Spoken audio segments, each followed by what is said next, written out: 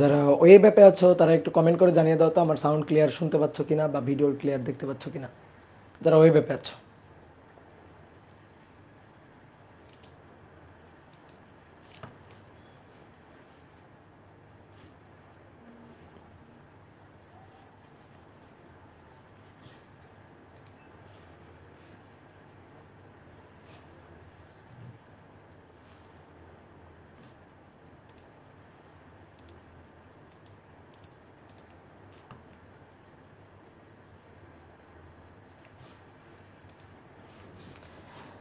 যারা ফেসবুকে আছে তারা একটু কমেন্ট করো তো ক্লিয়ার আছে কিনা। ওয়েব অ্যাপে কমেন্ট দেখতে পাচ্ছি না এখনো।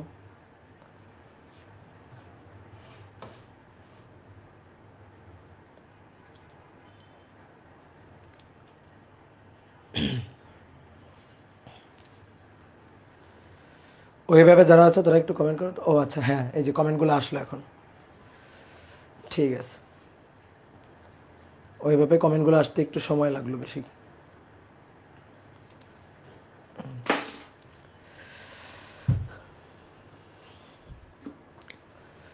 দাদা কি অবস্থা, কেমন আছেন? ভালো আছি। ওকে, তাহলে চলো শুরু করে দিই, শুরু করি। সবাইকে শুভেচ্ছা নিউটনিয়ান বলবিদ্যা অধ্যায়ের শেষ ক্লাসে। আজকে আমরা নিউটনিয়ান বলবিদ্যা অধ্যায়ের পঞ্চম ক্লাসটা করব। এর আগে অলরেডি আমরা 4টা ক্লাস করে ফেলছি। আমাদের মোটামুটি এই অধ্যায়ের সবগুলো টপিকই মোটামুটি হয়ে গেছে। ছোট ছোট ছোট ছোট কিছু খুচরা টপিক বাকি আছে, তো সেই টপিকগুলো আজকে আমরা পড়ব। তো এই অধ্যায়ের মূল যে অংশ, মূল যে আলোচনা, সেটা কিন্তু অলরেডি আমরা করে ফেলছি। ঠিক আছে, আজকের ক্লাসটা খুবই ছোট ক্লাস হবে। কিছু ছোট ছোট টপিক পড়বো আজকের ক্লাসে আমরা, যেমন টর্ক, কৌণিক ভরবেগের সংরক্ষণশীলতা এবং লাস্টে আমরা রকেট, এই টপিকটা আজকের ক্লাসে আমরা পড়বো। তো চলো আমরা কথা না বাড়াই শুরু করে দিই।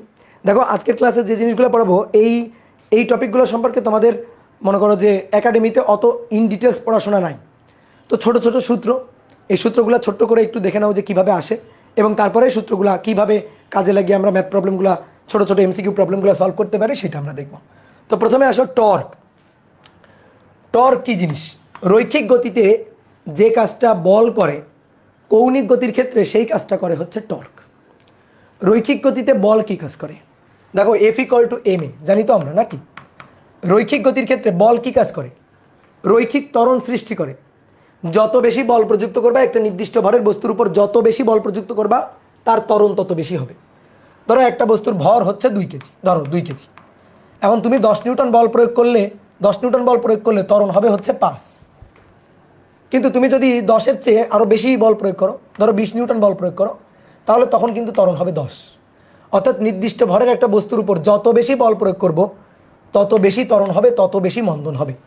তাহলে রৈখিক গতির ক্ষেত্রে বল কি করে? কোনো বস্তুতে রৈখিক ত্বরণ বা রৈখিক মন্দন সৃষ্টি করে। তাহলে সূত্রটা এবার কৌণিক গতির ক্ষেত্রে কেমন হবে? কৌণিক গতির ক্ষেত্রে কোনো বস্তুর ঘূর্ণন গতির বৃদ্ধি, ঘূর্ণন গতির হ্রাস, অর্থাৎ কৌণিক ত্বরণ সৃষ্টি করা, কৌণিক মন্দন সৃষ্টি করা, এর জন্য যেটা দরকার হয় সেটা কিন্তু বল না, সেটা হচ্ছে টর্ক। অনেক সময় তুমি বল প্রযুক্ত করেও কিন্তু বস্তুকে ঘুরাইতে পারবে না। যেমন বল প্রযুক্ত করে তুমি যে বস্তুকে ঘুরাইতে পারবে না, তার একটা উদাহরণ আমি তোমাকে বলি। দরজা আছে না, দরজা, বাসাইদের দরজা খুলো না। এই দরজার ঠিক যে কবজা যেখানে আছে, দরজার কবজা কোথায় থাকে? দেখো আমি একটা উদাহরণ দিয়ে বুঝাই দিই।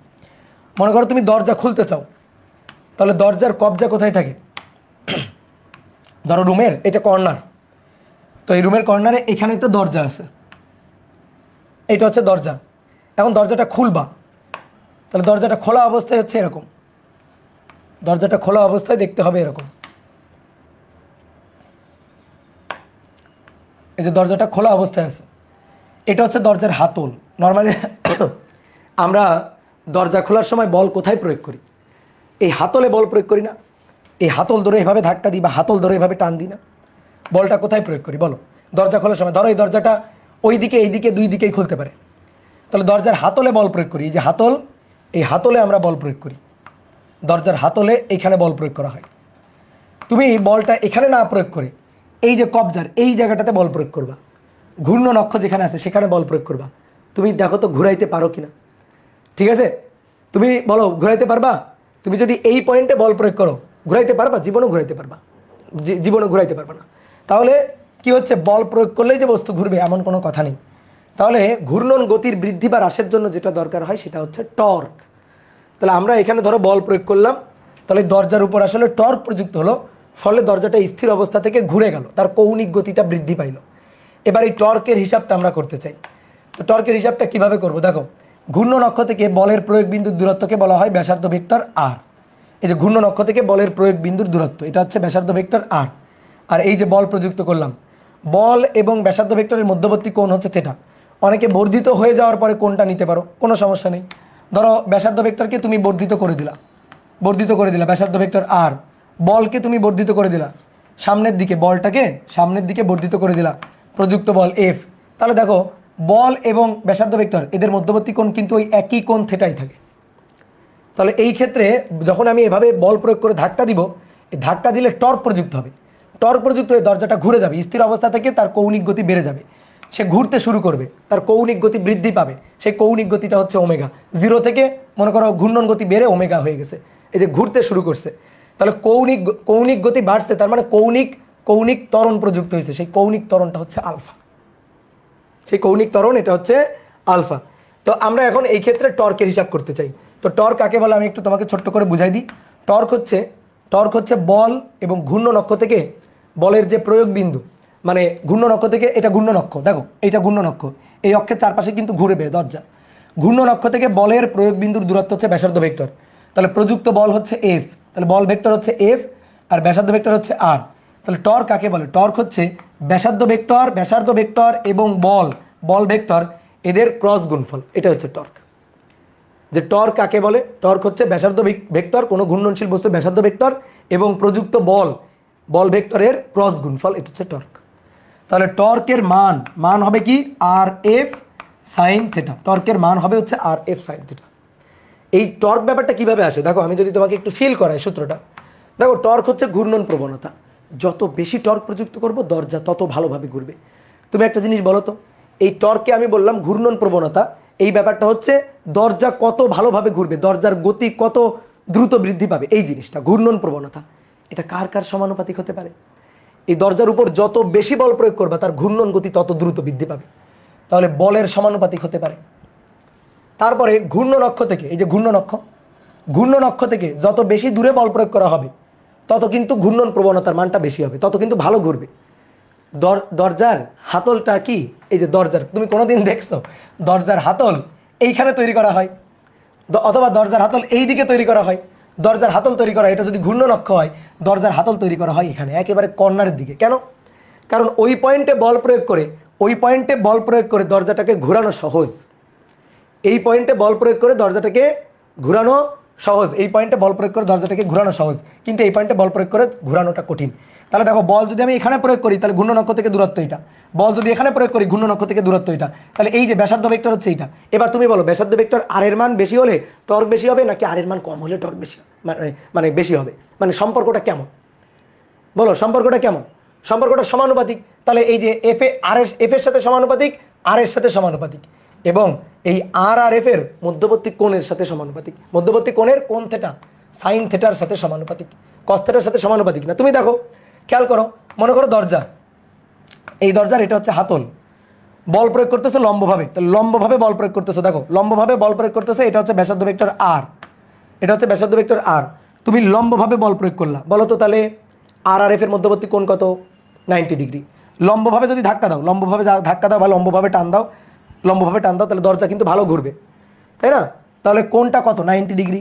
90 ডিগ্রির জন্য দেখো টর্কটা বেশি, ভালোভাবে ঘুরে দরজা, কিন্তু তুমি দরজার হাতলে দেখো, মনে করো দরজা আছে, তুমি বাসায় প্র্যাকটিস করে দেখো, দরজার হাতলে ধরো দরজা এভাবে টানলে খোলে, তুমি এভাবে না টেনে এভাবে ঠেলতেছো, এদিক দিয়ে, মানে এভাবে তুমি বল প্রয়োগ করতেছো, তার মানে আর এফ এর মধ্যবর্তী কোণ 0 ডিগ্রি। দেখো তো তুমি দরজা খুলতে পারো কিনা? জীবনও দরজা খুলতে পারবে না। কেন? কারণ আর এফ এর মধ্যবর্তী কোণ 0 ডিগ্রি। তাহলে 90 হলে বেশি, 90 হলে ভালো ঘোরে, 0 ডিগ্রি হলে কম ঘোরে। তাহলে বলো, 90 হলে ভালো ঘোরে, 0 ডিগ্রি হলে কম ঘোরে। তাহলে কোন কোণের সমানুপাতিক বলো তো? কস থিটা না সাইন থিটা? 90-র জন্য বেশি হবে, তাহলে সাইন 90 তো সবচেয়ে বেশি, তাহলে সাইন থিটার সমানুপাতিক। বুঝছো? এগুলো ধরো একাডেমিতে আরও সুন্দর করে লিখে লিখে পড়ানো যায়, আরও সুন্দর করে বুঝায় বুঝায় পড়ানো যায়, এখন অত দরকার নেই, জাস্ট একটু কোনো মতে ফিল করলেই চলবে। তোমার খালি সূত্রটা জানা লাগবে যে টর্কের সূত্র হচ্ছে আর এফ সাইন থিটা। ঠিক আছে, মানে টর্কের মান এফ এর মান, আর এর মান এবং আর এফ এর মধ্যবর্তী কোণের সাইন থিটার গুণফল। ঠিক আছে, টর্ক কিন্তু এফ ক্রস আর না, টর্ক কিন্তু R cross F, F cross R কিন্তু হবে না। কেউ যদি লেখে যে torque equal to F cross R, ভুল ভুল, কোনো দিন এটা ঠিক না। কেন ঠিক না তুমি নিজেই দেখো তো, এইখানে দেখো তো দরজাটা ঘুরবে কিভাবে। আমি যদি এভাবে ধাক্কা দিই তাহলে দরজাটা এই দিকে ঘুরে গেছে না, এই না দরজার ঘূর্ণন ডিরেকশনটা, তাহলে এভাবে যদি ঘোরে তাহলে টর্কের ডিরেকশনটা উপরের দিকে, তাই না? টর্কের ডিরেকশনটা উপরের দিকে না? তাহলে এটা আমি কিভাবে পাবো দেখি তো, আর ক্রস এফ দিয়ে পাবো নাকি এফ ক্রস আর দিয়ে পাবো বলো তো? দেখো তুমি দেখেই বলো, আর ক্রস এফ দিয়ে পাবো নাকি এফ ক্রস আর দিয়ে পাবো বলো তো? কোনটা দিয়ে পাবো? কোনটা দিয়ে আমরা পাবো বলো? আর ক্রস এফ দিলে এই ডিরেকশনটা পাওয়া যায় নাকি এফ ক্রস আর দিলে এই ডিরেকশনটা পাওয়া যায়? কোনটা দিলে পাওয়া যায়? আর ক্রস এফ দিলে পাওয়া যায়, তাই না? আর ক্রস এফ দিলে পাওয়া যায়, সুতরাং আর ক্রস এফ হবে, এফ ক্রস আর জীবনেও হবে না। তাহলে এই হচ্ছে টর্কের একটা সূত্র, এই হচ্ছে টর্কের একটা সূত্র, কোটি টাকা দামের সূত্র, মাথায় রাখবা। এবার টর্কের আরও একটা সূত্র আছে, ঠিক আছে, এটা হচ্ছে লাখ টাকা দামের সূত্র, torque equal to I alpha. কীভাবে? এটা এমনিই বলা যায়, প্রমাণ এখন আমরা দেখাবো না। এফ ইকুয়াল টু কি এম এ না, এম এ, তাহলে এর জায়গা দখল করবে আলফা, এম এর জায়গা দখল করবে জড়তার ভ্রামক আই, তাহলে এফ এর জায়গা দখল করবে কি টাউ। কি কথা বুঝছো? কি clear? F equal to M A যদি কেউ পারে তাহলে torque equal to I alpha সে পারবে, যদি না পারে তার বাইরে হবে। এই হচ্ছে কাহিনী। কি ক্লিয়ার? তাহলে এইটাই হচ্ছে আমাদের টর্কের সূত্র। তাহলে টর্ক বুঝলাম, টর্কটা কি বুঝতে পারলাম? এরকম মনে করো একটা লাঠি, এটা একটা সরু সুষম লাঠি, এটা হচ্ছে তার ঘূর্ণন অক্ষ। এই ঘূর্ণন অক্ষের সাপেক্ষে সরু সুষম লাঠিটা ঘুরতে পারে, এইভাবে ধরো ঘুরতে পারে। তা আমি কি করলাম? বল প্রয়োগ করলাম। কোথায় বল প্রয়োগ করছি? একেবারে এই লাঠির মাথায়, এখানে বল প্রয়োগ করছি। তাহলে প্রযুক্ত বল হচ্ছে এফ, বল প্রয়োগ করছি। ঘূর্ণন অক্ষ থেকে, এই যে ঘূর্ণন অক্ষ থেকে বলের প্রয়োগ বিন্দুর এই যে দূরত্বটা, এই দূরত্বটাই হচ্ছে আমাদের ব্যাসার্ধ ভেক্টর আর। তাহলে এটা এফ, এটা আর, আর এফ এর মধ্যবর্তী কোণ এটা হচ্ছে থেটা। তাহলে টর্ক ইকুয়াল টু কী হবে? আর এফ সাইন থেটা, এটা হবে। এবার একটা জিনিস খেয়াল করো, এফকে আমি রাখলাম, আর সাইন থেটাকে একটু ব্র্যাকেটের মধ্যে ভরলাম। এবার একটা কাজ করি, দেখো এটা তো বলের রেখা, এটা হচ্ছে বলের রেখা। এবার আমরা একটা কাজ করি, ঘূর্ণন অক্ষ থেকে বলের রেখার উপর লম্ব টানবো, লম্ব দূরত্ব টানবো। এই যে লম্ব টানলাম, লম্ব, দেখো এই কোণটা 90 ডিগ্রি। বলো তো এই লম্বের পরিচয়টা বলো তো, এই যে রেখাটা টানলাম পরিচয়টা বলো, এই কোণটা 90, পরিচয়টা বলো। ঘূর্ণন অক্ষ থেকে বলের রেখার উপর লম্ব দূরত্ব, ঘূর্ণন অক্ষ থেকে বলের রেখার উপর লম্ব দূরত্ব। এই ডি এবং আর এর মধ্যে অনেকে জড়াই ফেলে। ভালো করে শোনো, ভালো করে শোনো, এই আর হচ্ছে ব্যাসার্ধ ভেক্টর, আর এর পরিচয় ব্যাসার্ধ ভেক্টর। ঘূর্ণন অক্ষ থেকে বলের প্রয়োগ বিন্দুর দূরত্ব, ভালো করে শোনো, ঘূর্ণন অক্ষ থেকে বলের প্রয়োগ বিন্দুর দূরত্ব, ঘূর্ণন অক্ষ থেকে বলের প্রয়োগ বিন্দুর দূরত্ব, বিন্দুর দূরত্ব, ঘূর্ণন অক্ষ থেকে বলের প্রয়োগ বিন্দুর দূরত্ব, মাথায় রাখিও কথাটা। আর ডি কি? ডিটা কি? ঘূর্ণন অক্ষ থেকে বলের রেখার উপর লম্ব দূরত্ব, বুঝছো? ডি এর পরিচয় ঘূর্ণন অক্ষ হতে বলের রেখার উপর, বলের প্রয়োগ বিন্দুতে না, বলের রেখার উপর কেমন দূরত্ব? লম্ব দূরত্ব। ঘূর্ণন অক্ষ থেকে বলের রেখার উপর লম্ব দূরত্ব, কথা বুঝছো? ঘূর্ণন অক্ষ থেকে বলের রেখার উপর লম্ব দূরত্ব।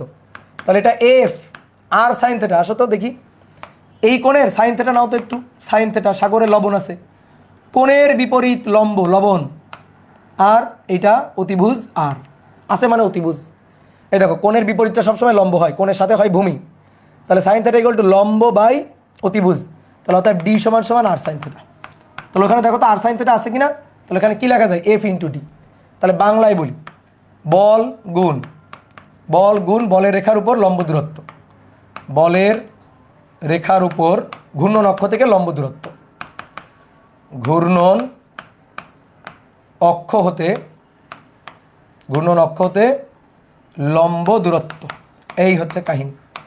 তাহলে টর্কের আমরা 3টা সূত্র শিখলাম। Torque equal to R F sine theta, torque equal to I alpha, torque equal to F into D, তিনটা সূত্র। তাহলে যখন যেটা দেওয়া থাকবে তখন সেটা কাজে লাগাবো, ম্যাথ শেষ। যখন যেটা দেওয়া থাকবে তখন সেটা কাজে লাগাবো, ম্যাথ প্রবলেম সলভ। তাহলে টর্ক ইকুয়াল টু হচ্ছে টর্ক, এটা সূত্র, টর্কের মান নির্ণয় সূত্র হচ্ছে বল গুণ ঘূর্ণন অক্ষ থেকে বলের, ঘূর্ণন অক্ষ থেকে বলের, বল গুণ বলের রেখার উপর ঘূর্ণন অক্ষ থেকে লম্ব দূরত্ব।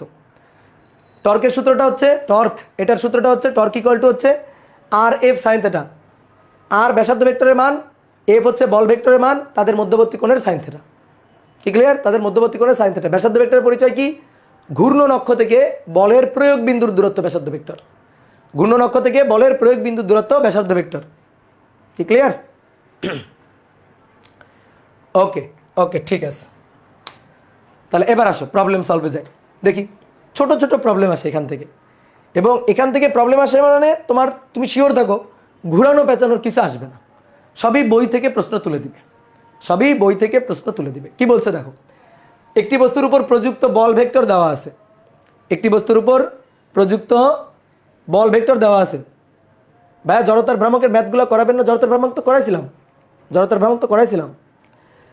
একটি বস্তুর উপর প্রযুক্ত বল ভেক্টর এটা এবং ব্যাসার্ধ ভেক্টর এটা, টর্কের মান ও টর্কের দিকে একটি একক ভেক্টর নির্ণয় করো। খুবই সহজ। তাহলে বল ভেক্টর দেওয়া আছে F, F 4i minus 2j plus 3k, আর ব্যাসার্ধ ভেক্টর আর দেওয়া আছে 2i plus J minus 4k। তোমাকে এই অধ্যায়ের কোনো ম্যাথ না করতেই বলে নাই, তোমাকে বলছে ভেক্টরের একটা ম্যাথ প্রবলেম সলভ করো, ভেক্টরের ক্রস গুণ করো, এটা বলছে। বলছে টর্কের মান ও টর্কের দিকে একটি একক ভেক্টর, টর্ক নির্ণয় করতে বলো। তাহলে torque R cross F, not F cross R, খবরদার খবরদার। তাহলে R cross F I J K, R 2 1 minus 4, F 4 minus 2 3, I 3 মাইনাসে মাইনাসে প্লাস, 4 দুগুণে 8, তারপরে প্লাস জে, আমি তো প্লাস জে দিয়ে লিখি, উল্টা করে নিব, মাইনাস 4 4 16, তারপরে মাইনাস 3 দুগুণে 6। দেখো আমার হিসাব ঠিক আছে কিনা। কে মাইনাস 2 দুগুণে 4 মাইনাস 4, দেখো ঠিক আছে কিনা।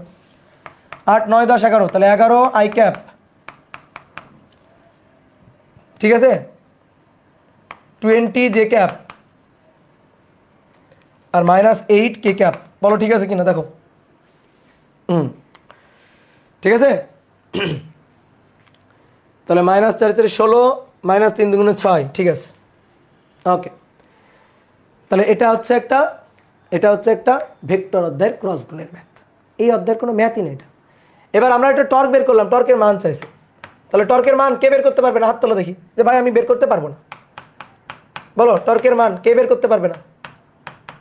ঠিক আছে। এবার 8 8 64, 20 স্কোয়ার করলে 0 0 2 দুগুণে 4 400, 11 স্কোয়ার করলে হচ্ছে 121, 22 হবে ভাইয়া।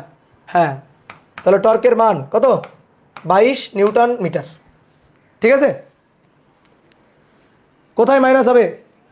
একজন বলছে মাইনাস হবে, মাইনাস 22 যে 16 17 18 19 20 21 22, ও 16 17 18, হে 22 হবে, সরি, এটা মাইনাস 22 হবে, 20 লিখে ফেলছি। তাহলে 22 স্কোয়ার। হ্যাঁ, এবার ঠিক আছে। তাহলে এখান থেকে টর্কের মান বের করবা, এত নিউটন মিটার। তারপর বলছে টর্কের দিকে একটি একক ভেক্টর, বলো পারবা কিনা? এটা তো টর্কের মান, টর্কের দিকে একটি একক ভেক্টর বের করতে গেলে কি করতে হয়? একক ভেক্টর ইটা ক্যাপ, এই যে টর্ক ডিভাইডেড বাই টর্কের মান। খবরদার এখানে প্লাস মাইনাস দিবা না, খবরদার। কেন প্লাস মাইনাস দিবা না? কারণ টর্কের দিক আর ক্রস এফ, প্লাস মাইনাস দিলে কি হবে?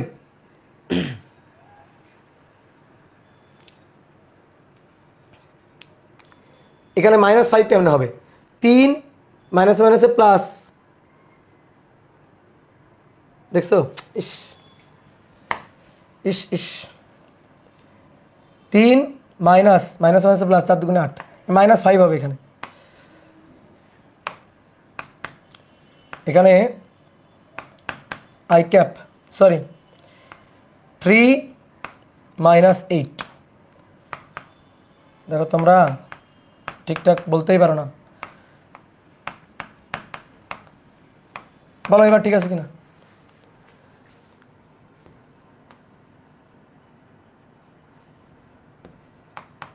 বলো এবার ঠিক আছে কিনা?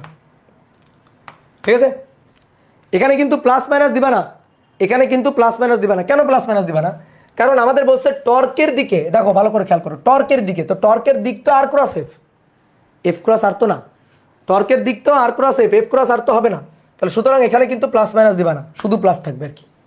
ঠিক আছে, শুধু প্লাস থাকবে, কি ক্লিয়ার? শুধু প্লাস থাকবে। ওকে, এবার আসো দেখো 2 নম্বর, একটি বস্তুর ব্যাসার্ধ ভেক্টর বলে দিছে 2i মিটার, 2i মিটার, এর উপর প্রযুক্ত বল ভেক্টর বলা আছে, টর্কের মান বের করতে বলছে। এটাও খুবই সহজ, এটাও খুবই সহজ। বলো পারা যাবে কিনা? Torque equal to R cross F, R cross F, তাহলে একইভাবে ক্রস গুণ করবা, আই জে কে, আর এটা আর ভেক্টর আর এটা এফ ভেক্টর, তাহলে আর হচ্ছে 2 0 0 আর এফ ভেক্টর হচ্ছে 0 10 0 10 0। এখান থেকে তো হিসাব করতেই পারবা কিভাবে, ধরো আইকে রাখলাম, তাহলে এইটার সাথে গুণ হয়ে এইটা বাদ, 0 0, আই আর নেই, আই বাদ। তারপরে তারপরে জের অংশটা যদি নিই, যে জের অংশটা নিলে কি হচ্ছে, প্লাস জে 0 গুণ 0, তারপর 2 গুণ 0 নাই, কে এর অংশটা নেও, এবার 2 গুণ 10 20, এই যে 20 মাইনাস 0 এত কে ক্যাপ। ঠিক আছে, যদি আমি কে ক্যাপ নিই তাহলে 2 ইন্টু 10, 2 ইন্টু 10 20 মাইনাস 0, তারপর 20 কে ক্যাপ, এইটা হচ্ছে টর্ক, শেষ। অথবা এটা এইভাবেও করা যায়, নর্মালি এইভাবেও করা যায় যে টর্কের মানটা আগে বের করি, তাহলে মানটা হচ্ছে আর এফ সাইন থেটা, তাহলে আর 2 এফ 10 সাইন থেটা, তো আই আর জে এর মধ্যবর্তী কোণ কত, সাইন 90 ডিগ্রি, তাহলে এটা হচ্ছে টর্কের মান।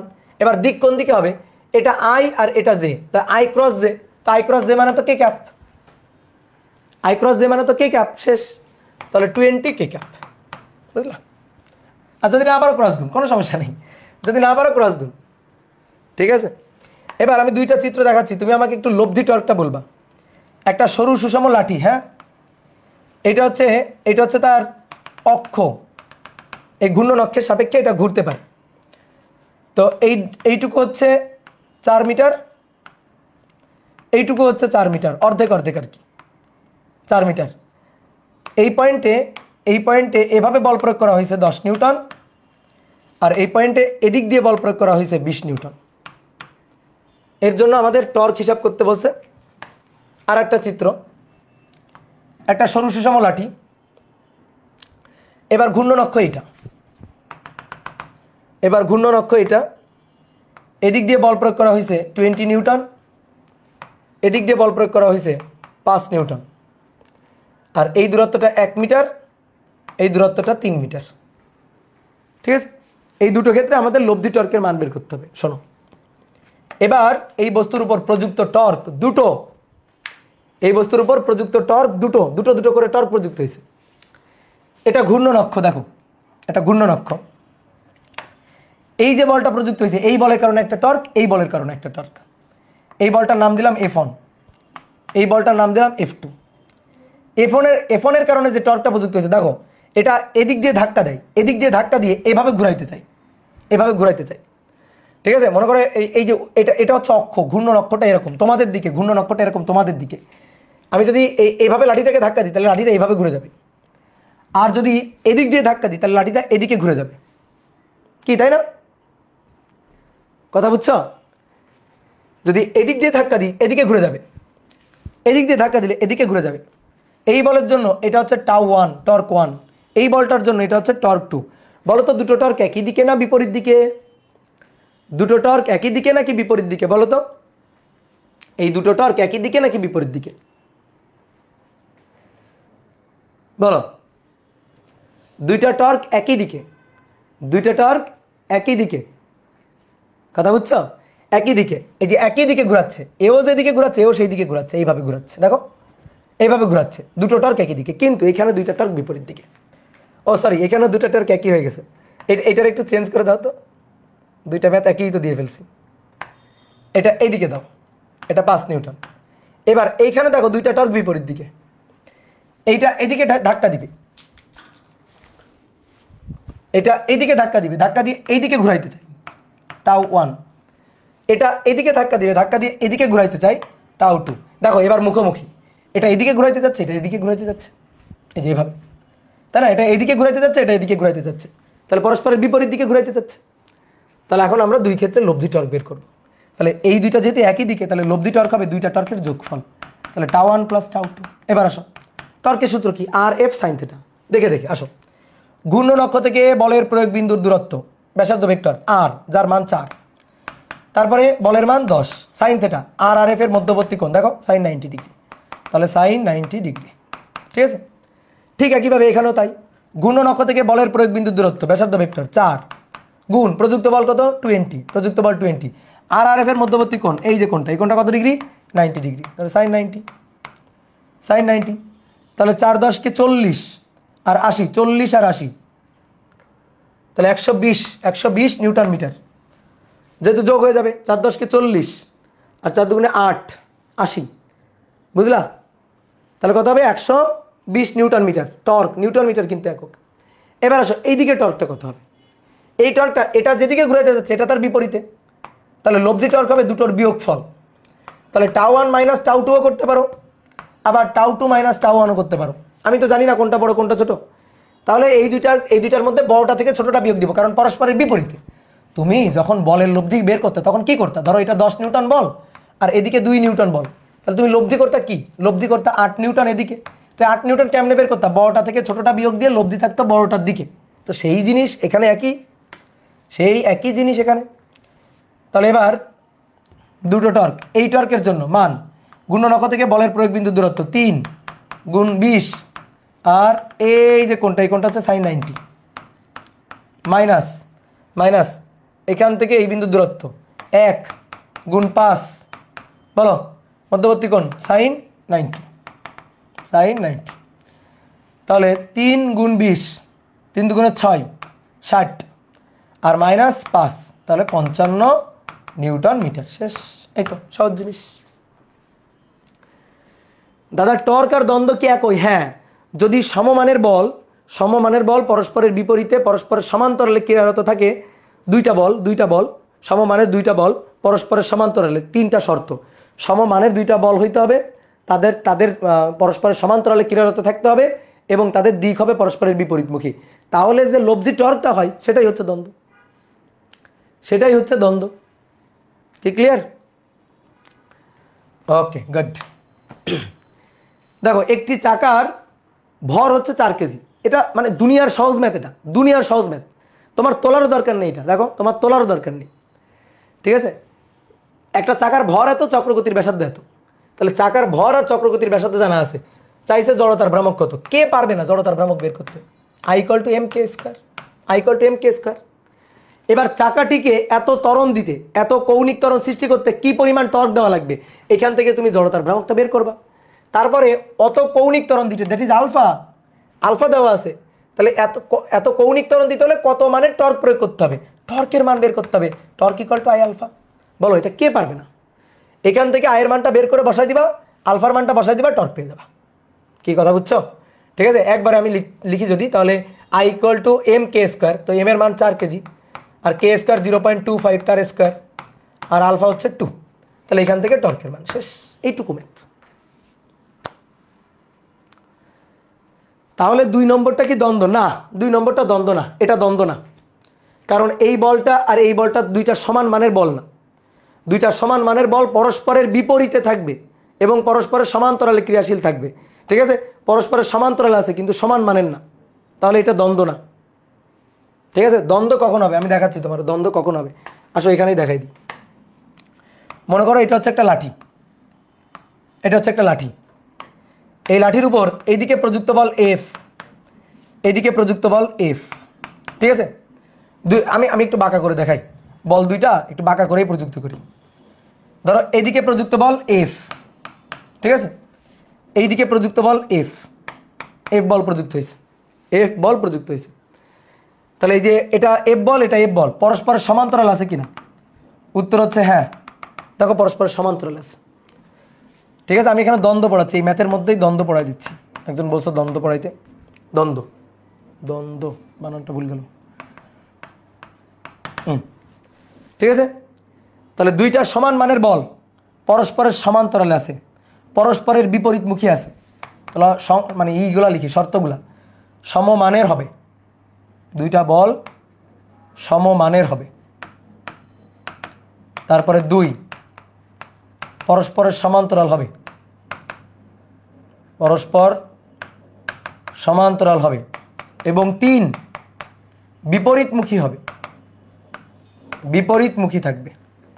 তাহলে যে লব্ধি টর্ক পাওয়া যাবে সেটাই দ্বন্দ্ব। ঠিক আছে? এবং লব্ধি টর্ক পাওয়ার সূত্র হচ্ছে দ্বন্দ্ব, দ্বন্দ্বের ক্ষেত্রে দ্বন্দ্ব টর্ক সেটা হচ্ছে বল গুণ, এটা হচ্ছে বল গুণ বল দ্বয়ের মধ্যকার লম্ব দূরত্ব, বল দ্বয়ের মধ্যকার লম্ব দূরত্ব,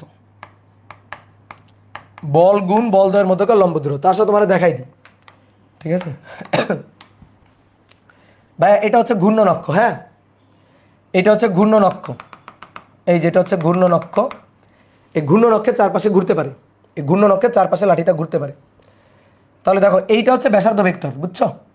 এটা হচ্ছে ব্যাসার্ধ ভেক্টর। এই যে ঘূর্ণনক্ষ থেকে বলের প্রয়োগ বিন্দুর দূরত্ব ব্যাসার্ধ ভেক্টর, ঘূর্ণনক্ষ থেকে বলের প্রয়োগ বিন্দুর দূরত্ব এটা হচ্ছে ব্যাসার্ধ ভেক্টর। তাহলে আমি যদি লম্ব টানি ঘূর্ণনক্ষ থেকে বলের রেখার উপর লম্ব টানি, এই হচ্ছে লম্ব। ঘূর্ণনক্ষ থেকে এই বলটার রেখার উপর লম্ব টানি, এই হচ্ছে লম্ব। এটাকে বললাম D1, এটাকে বললাম D2। D1 আর D2 মিলে টোটাল এই যে দূরত্বটা এটা হচ্ছে D। এবার তুমি দেখো তো লব্ধি টর্ক, লব্ধি টর্ক আমি বলতে পারি। দেখো এদিকে দেখো, লব্ধি টর্ক আমি প্রথমে এই বলের কথা বাদ দিলাম, এই বলটার কথা বাদ দিলাম। দেখো এই বলটা এদিকে ঘুরাইতে চাই, এই বলটাও কিন্তু এদিকে ঘুরাইতে চাই। তাহলে দুইটা বল কিন্তু একই দিকে ঘুরাইতে চাচ্ছে, একই দিকে। তাহলে লব্ধি টর্ক হবে দুটো টর্কের যোগফল। এবার আসো, আমি এই বলেরটার কথা বাদ দিলাম। আমি যদি তোমার বলি এই বলের জন্য আমার একটু টর্ক হিসাব করে দাও, তাহলে তুমি কি করবা? বলের মান নিবা, বলের মান নিবা, আর ঘূর্ণনক্ষ থেকে বলের রেখার উপর দূরত্ব নিবা। তাহলে D2 নিবা, নিবা না? দেখো তো এই যে তুমি তো লিখছিলা, এখানে কি লিখছিলা দেখো, এই যে দেখো এই লাঠিটার ক্ষেত্রে দেখো এইখানে তুমি বল দিছো, তাহলে বলের মান F, ঘূর্ণনক্ষ থেকে বলের লম্ব দূরত্ব D। বলের মান F এবং ঘূর্ণনক্ষ থেকে বলের লম্ব দূরত্ব D নিছো না? তাহলে দেখো তো এখানে তাহলে কি করব? বলের মান F, ঘূর্ণনক্ষ থেকে বলের লম্ব দূরত্ব D2। এই যে বলের মান F, ঘূর্ণনক্ষ থেকে লম্ব দূরত্ব D2, বলের মান F, ঘূর্ণনক্ষ থেকে লম্ব দূরত্ব D2। আবার এদিকে বলের মান F, ঘূর্ণনক্ষ থেকে বলের উপর লম্ব দূরত্ব D1, বলের মান F, ঘূর্ণনক্ষ থেকে লম্ব দূরত্ব D1। তাহলে দুটো টর্কের মান বলো, এই যে দুটো টর্ক, দুটো টর্কের মান বলো। এই টর্কটার মান হবে F ইন্টু D2, এই টর্কটার মান হবে F ইন্টু D1। তাহলে F into D2, F into D1, F into D2, F into D1। ঠিক আছে, এই যে লিখলাম, বুঝলা? F কমন নাও, F কমন নিলে D1 প্লাস D2, এই D1 প্লাস D2টাই হচ্ছে D, F ইন্টু D। তাহলে বল, একটা বল, বল এবং ঘূর্ণনক্ষ থেকে একটা বল এবং বলদের মধ্যকার লম্ব দূরত্ব হচ্ছে টর্ক। বল এবং ঘূর্ণনক্ষ, বল এবং দূর জড়াই ফেলতেছে, বল এবং বলদ্বয়ের মধ্যকার লম্ব দূরত্ব হচ্ছে টর্ক। ঠিক আছে, লব্ধি টর্ক। কি ক্লিয়ার? তাহলে এই যে এটা D1, এটা D2, দুইটা যোগ করলে কি হবে? D, দুইটা যোগ করলে D হবে। তাহলে বলের মান, যে কোনো একটা বলের মান আর দুইটা বলের রেখার মধ্যকার যে লম্ব দূরত্ব, সেই লম্ব দূরত্ব গুণ করে দিবা, তাহলে এটা হচ্ছে টর্ক। বুঝতে পারছো? এবার কেউ যদি এই দ্বন্দ্ব বা টর্ক, এই লব্ধি টর্ক এটা না বোঝে, কোনো সমস্যা নেই। সে কি করবে? এইটার জন্য টর্ক বের করবে, এইটার জন্য টর্ক বের করবে, দুটো টর্ক যোগ করে দিবে, শেষ। দুটো টর্ক যোগ করে দিবে, শেষ। কি কথা বুঝছো? দুইটা টর্ক যোগ করে দিলেই কাজ শেষ। ওকে, তাহলে আসো নেক্সট দেখো কি বলছে। নাও এটা তোলো তো, তোলো, একটু ভাবনা চিন্তা করে তোলো, তোলো কোশ্চেনটা তোলো।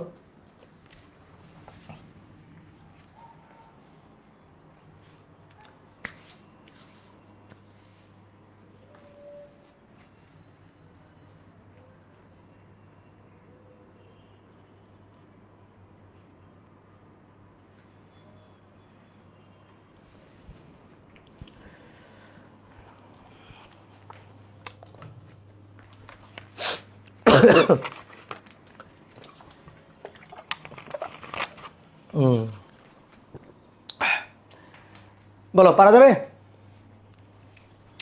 একই ভর ও ব্যাসার্ধযুক্ত একটি নিরেট সিলিন্ডার ও একটি নিরেট গোলক। একই ভর ও ব্যাসার্ধের, একই ভর ও ব্যাসার্ধের নিরেট সিলিন্ডার ও গোলকে একই টর্ক প্রয়োগ করা হলো। টর্ক কিন্তু একই প্রয়োগ করছি। তো বলা হচ্ছে কোনটির ক্ষেত্রে কৌণিক বেগ বেশি হবে, কৌণিক বেগ বেশি হবে। তাহলে দেখো তো torque equal to I alpha না, আই আলফা, আর omega equal to omega naught plus alpha T. তো ধরো দুটোই স্থির ছিল, তাহলে ওমেগা নট 0। কার কৌণিক বেগ বেশি হবে? যার কৌণিক ত্বরণ বেশি হবে। কার কৌণিক বেগ বেশি হবে? যার কৌণিক ত্বরণ বেশি হবে। কার কৌণিক ত্বরণ বেশি হবে? কার কৌণিক ত্বরণ বেশি হবে? যার উপর বেশি টর্ক প্রযুক্ত হবে। কি কথা বুঝছো? তাহলে আসো torque equal to I alpha থেকে হিসাব শুরু করি। Torque equal to I alpha, একই ভর ব্যাসার্ধযুক্ত একটি নিরেট সিলিন্ডার ও গুলোকে একই টর্ক প্রযুক্ত করা হলো। টর্ক আমি একই দিছি, টর্ক সেম। তাহলে এবার দেখতে হবে কার জড়তার ভ্রামক বেশি। যার জড়তার ভ্রামক বেশি তার কৌণিক ত্বরণ হবে কম, যার জড়তার ভ্রামক কম হবে তার কৌণিক ত্বরণ বেশি হবে। একটা নিরেট সিলিন্ডার, তাহলে সিলিন্ডার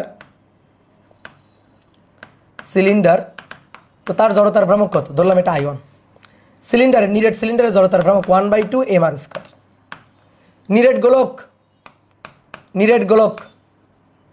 বলো দেখি, নিরেট গোলকের জড়তার ভ্রামক কত? কার মনে আছে বলো? নিরেট গোলক ধরো পৃথিবী, নিরেট গোলক বলো দেখি 2/5 mr²। দেখি কেউ পারছো? হ্যাঁ, কমেন্টই নেই।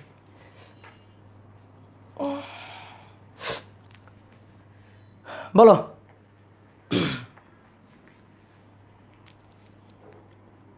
2/5 mr²। গুড। নিরেট সিলিন্ডার হলো, নিরেট গোলক হলো, এই দুইটার মধ্যে কারটা বেশি? কার মানে I1 আর I2 ভাগ করে দাও। ভাগ করে দিলে mr² কাটাকাটি 1/2 5/2, তাই না? 1/2 5 উপরে গেলে 2, তাহলে 5/4। তাহলে I1 is greater than I2। তাহলে I1টা কি? সিলিন্ডারের, আর I2টা কি? গোলকের। ঠিক আছে, এই যে আই আলফা আছে। তাহলে যার এই দুইটার মধ্যে সম্পর্ক কেমন হবে? এটা যদি ফিক্স থাকে, কনস্ট্যান্ট থাকে, তাহলে এই দুইটার মধ্যে সম্পর্ক কেমন? ব্যস্তানুপাতিক। বলো তাই কি না? তাহলে একটা বাড়লে আর একটা কমবে। তাহলে যার আয়নটা বেশি তার আলফাটা কম হবে। তাহলে আয়নটা কার বেশি? সিলিন্ডারের বেশি। তাহলে সিলিন্ডারের আলফাটা কম হবে। তাহলে আলফা 1 আর আলফা 2, তাহলে আলফা 1 লেস দেন আলফা 2 হবে। আলফা 1 লেস দেন আলফা 2 হবে। ঠিক আছে, এবার যার আলফা বেশি, দেখো এইদিকে দেখো, যার আলফা বেশি, এই যে আলফা 2 গ্রেটার দেন আলফা 1, তাহলে অবশ্যই ওমেগা 2 গ্রেটার দেন ওমেগা 1। এই ওমেগা 2 কার? 2 কার? গোলক। আর ওমেগা 1 কার? সিলিন্ডার। তাহলে এই হচ্ছে হিসাব। ঠিক আছে, যে কার কার কৌণিক বেগটা বেশি হবে। এবার দেখো এই ব্যাপারটা না মুখে মুখে আমরা বলতে পারি। যার জড়তার ভ্রামক বেশি তারে তো ঘোরানো কঠিন। তা আমি দুটো বস্তুর উপর, একটা সিলিন্ডার আছে একটা গোলক আছে, তো গোলকের জড়তার ভ্রামকটা দেখো, গোলকের জড়তার ভ্রামক হচ্ছে 2/5 mr², আর সিলিন্ডারের জড়তার ভ্রামক হচ্ছে 1/2 mr²। তো সিলিন্ডারের জড়তার ভ্রামকটা বেশি আর গোলকের জড়তার ভ্রামকটা কম। ঠিক আছে, সিলিন্ডারের জড়তার ভ্রামক বেশি, গোলকের জড়তার ভ্রামক কম। জড়তার ভ্রামক বেশি, জড়তার ভ্রামক কম। জড়তার ভ্রামক যদি বেশি হয় তো তারা তো নাড়ানো চালানো কঠিন, তারা তো কৌণিক ত্বরণ সৃষ্টি করা কঠিন, তার তো কৌণিক বেগ অর্জন করা কঠিন। আর জড়তার ভ্রামক যার কম তার তো কৌণিক ত্বরণ অর্জন করা সহজ, তার তো কৌণিক বেগ বৃদ্ধি করা সহজ। তাহলে জড়তার ভ্রামক যার কম তার কৌণিক বেগটা বেশি হবে। তাহলে এখান থেকেই বলা যাইতো জড়তার ভ্রামক, এই দুইটা দেখেই বলা যাইতো জড়তার ভ্রামক গোলকের কম, তাহলে গোলকের কৌণিক ত্বরণ বেশি হবে। কি কথা হচ্ছে? ক্লিয়ার? এই তো গোলক শেষ। একটি চাকা ঘূর্ণনরত আছে, করো এটা, করো তো, উত্তর বলো, এটা পারা উচিত সবার।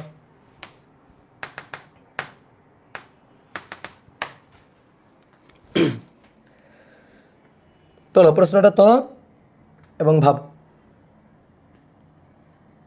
প্রশ্নটা তোলো, তুলে ভাবো। একটি চাকা ঘূর্ণনরত আছে, বলছে চাকাটিতে টর্ক প্রযুক্ত করে একটি নির্দিষ্ট সময়ের মধ্যে থামানো হলো।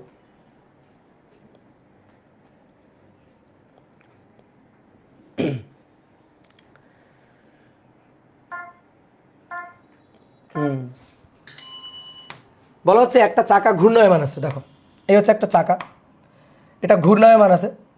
তো ঘূর্ণায়মান চাকাটিকে টর্ক প্রযুক্ত করে থামানো হলো, টর্ক দিয়ে থামানো হলো, টর্ক দিলাম। তো টর্ক দিয়ে একটা নির্দিষ্ট সময়ের মধ্যে টি সময়ের মধ্যে থামালাম টর্ক দিয়ে। বলছে পূর্বের অর্ধেক সময় থামাতে হলে টর্ক দিতে হবে পূর্বের দ্বিগুণ। স্বাভাবিক, আমি যদি আগের চেয়ে অর্ধেক সময় থামাইতে চাই তাহলে টর্ক দিতে হবে পূর্বের দ্বিগুণ। এখন মনে করো যে অনেকের কাছে কনফিউজ লাগতে পারে যে ভাই আপনি আন্দাজে উত্তর দিলেন, আন্দাজে উত্তর দিই না। দেখো টর্ক ইকুয়াল টু কি আই আলফা না, তাই না? তাহলে চাকা তো ফিক্সড, একই চাকা, তাই না? তার জড়তার ভ্রামক ফিক্সড, জড়তার ভ্রামক ফিক্সড, কারণ ওই একই চাকা।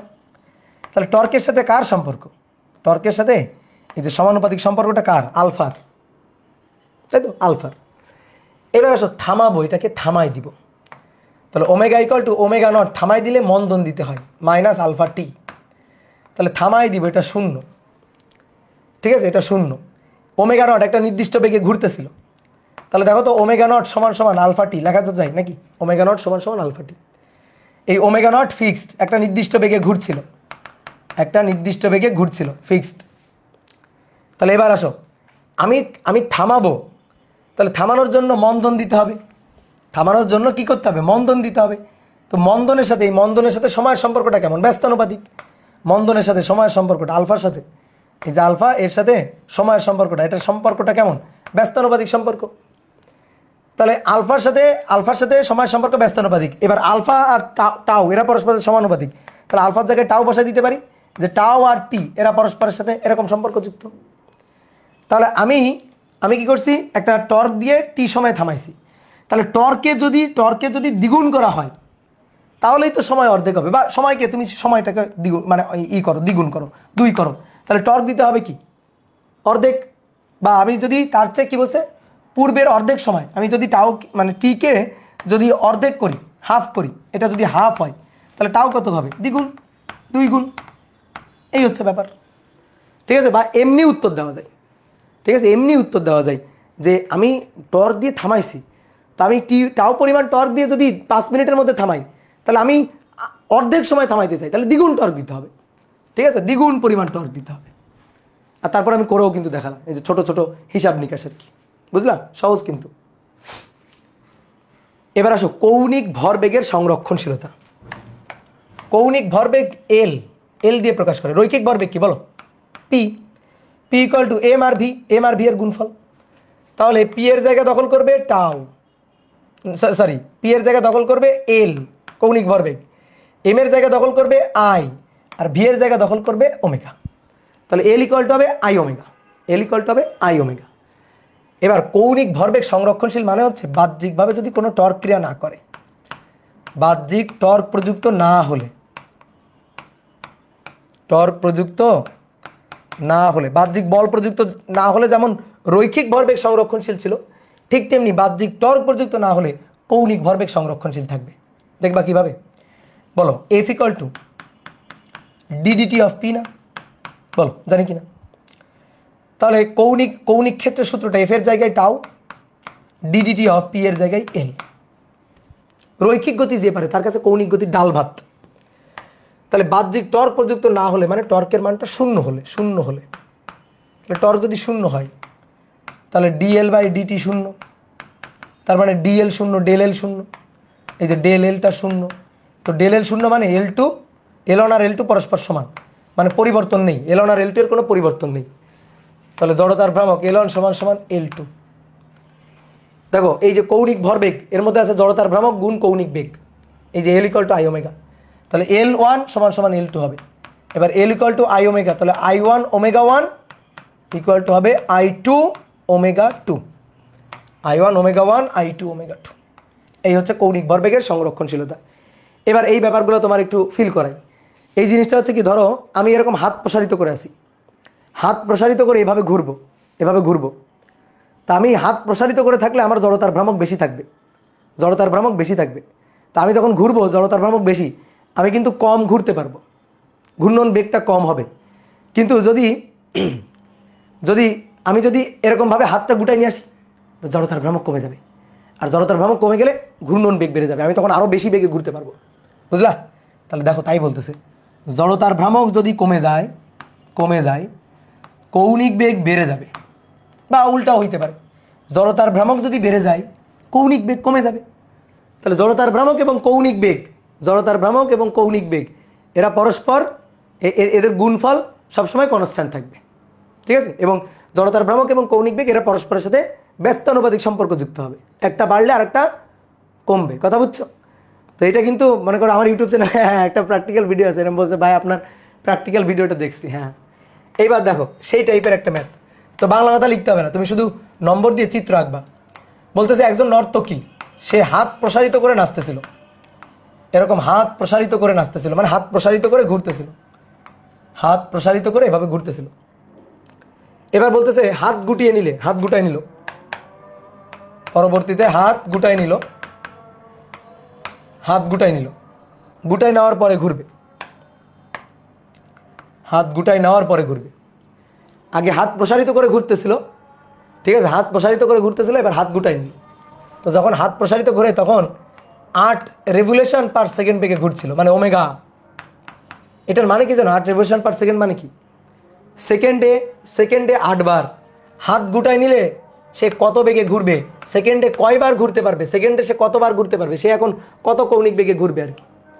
তো কি বলা হচ্ছে? হাত গুটাই নিলে তার জড়তার ভ্রামক কমে যায়, হাত গুটিয়ে নিলে তার জড়তার ভ্রামক কমে যায় কত পার্সেন্ট? 60%।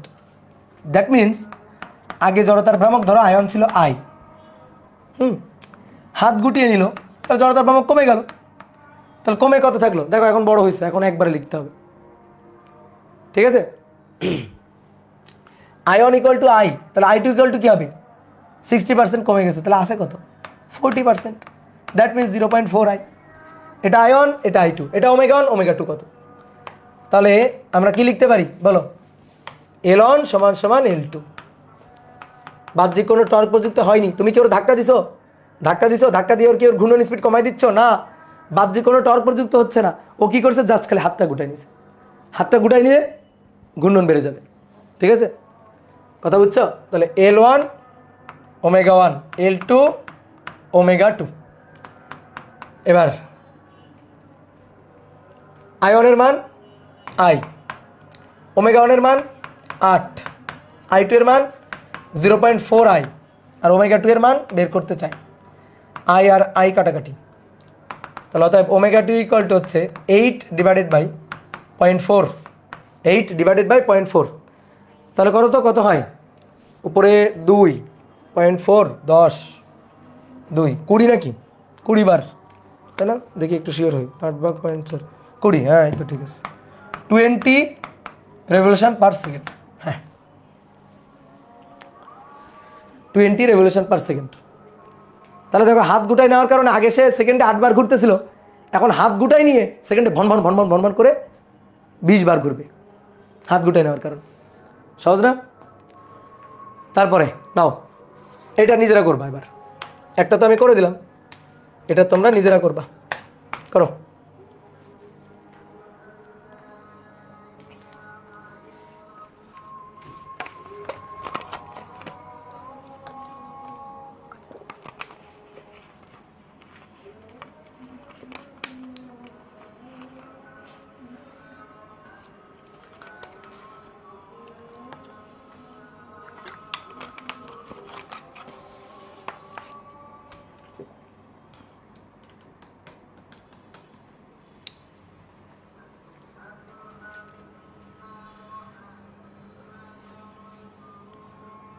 একজন বলছে ওমেগা ইকুয়াল টু 2 পাই হবে কিনা? আগের ম্যাথটাতে এ দেখো ওমেগা ইকুয়াল টু আমি যদি এ পাশেও নিই 2 পাই এফ, ওই পাশেও নিতে হবে 2 পাই এফ, তো 2 পাই তো কাটাকাটি হয়ে যাবে, এই কারণে আমি 2 পাই দিই নাই, সরাসরি ওমেগা ইকুয়াল টু এটা বসাইছি। কোনো সমস্যা আছে? আমি এ পাশেও 8 রেভলিউশন পার সেকেন্ড নিছি, ওই পাশে যে অ্যান্সারটা পাইলাম সেটাও তো আমি 20 রেভলিউশন পার সেকেন্ড পাইলাম, তো কোনো ঝামেলা নেই তো আমার। দেখো বলতেছে এই যে এটা হচ্ছে পৃথিবী, পৃথিবী তো ভাই নিজ অক্ষে ঘোরে, পৃথিবীর একবার ঘুরে আসতে, নিজ অক্ষে একবার ঘুরে আসতে কত সময় লাগে? 24 ঘন্টা। তাহলে পৃথিবীর পর্যায়কাল কিন্তু এটা, পৃথিবীর ব্যাসার্ধ হচ্ছে আর, কোনো কারণে বলছে পৃথিবীর ভর সেম রেখে, ভর কিন্তু এম, ভর সেম রেখে ব্যাসার্ধ অর্ধেক হয়ে গেছে। এই পৃথিবীর ভর সেম রেখে ব্যাসার্ধ হয়ে গেছে অর্ধেক, তাহলে ভর এমই আছে কিন্তু ব্যাসার্ধ হয়ে গেছে আগের চেয়ে অর্ধেক, r/2। তাহলে এখন পর্যায়কাল T2, এখন পর্যায়কাল T2, এটা কত হবে সেটা বের করতে বলছে, যে এখন দিন রাত্রির দৈর্ঘ্যের কি পরিবর্তন হবে। তো এখন দিন রাত্রির দৈর্ঘ্যের কি দিন রাত্রির দৈর্ঘ্য কি তুমি সেন্টিমিটারে না মিটারে মাপবা বলো? দিন রাত্রির দৈর্ঘ্য মাপতে হবে, দৈর্ঘ্য কিসে মাপবা? দিন রাত্রির দৈর্ঘ্যের কি পরিবর্তন হবে?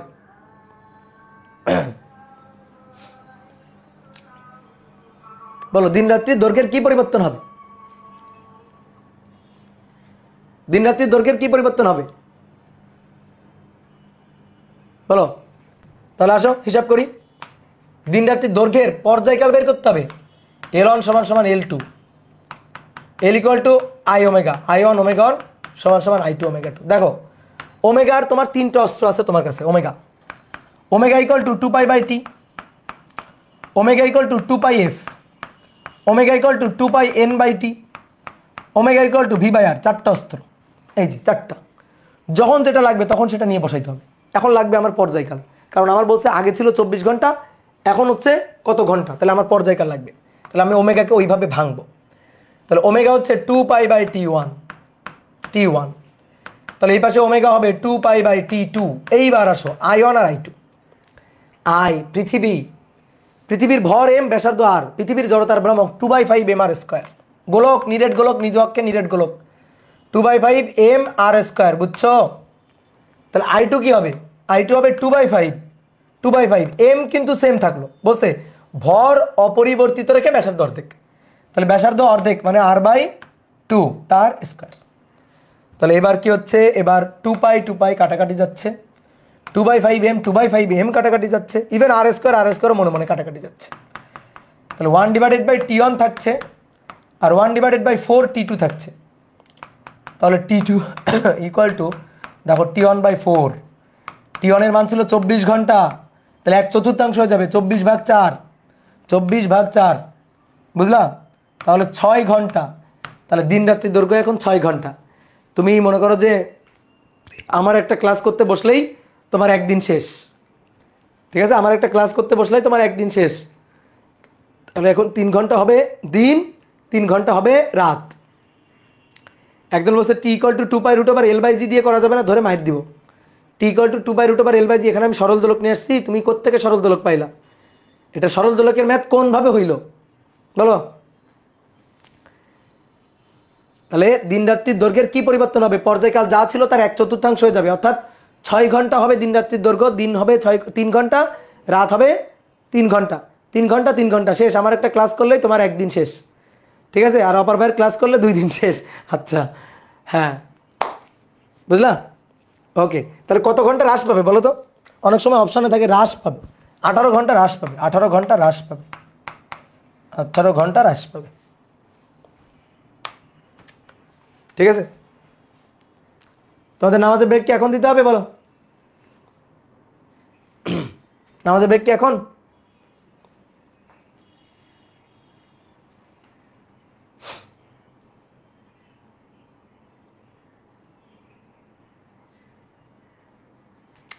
কতক্ষণ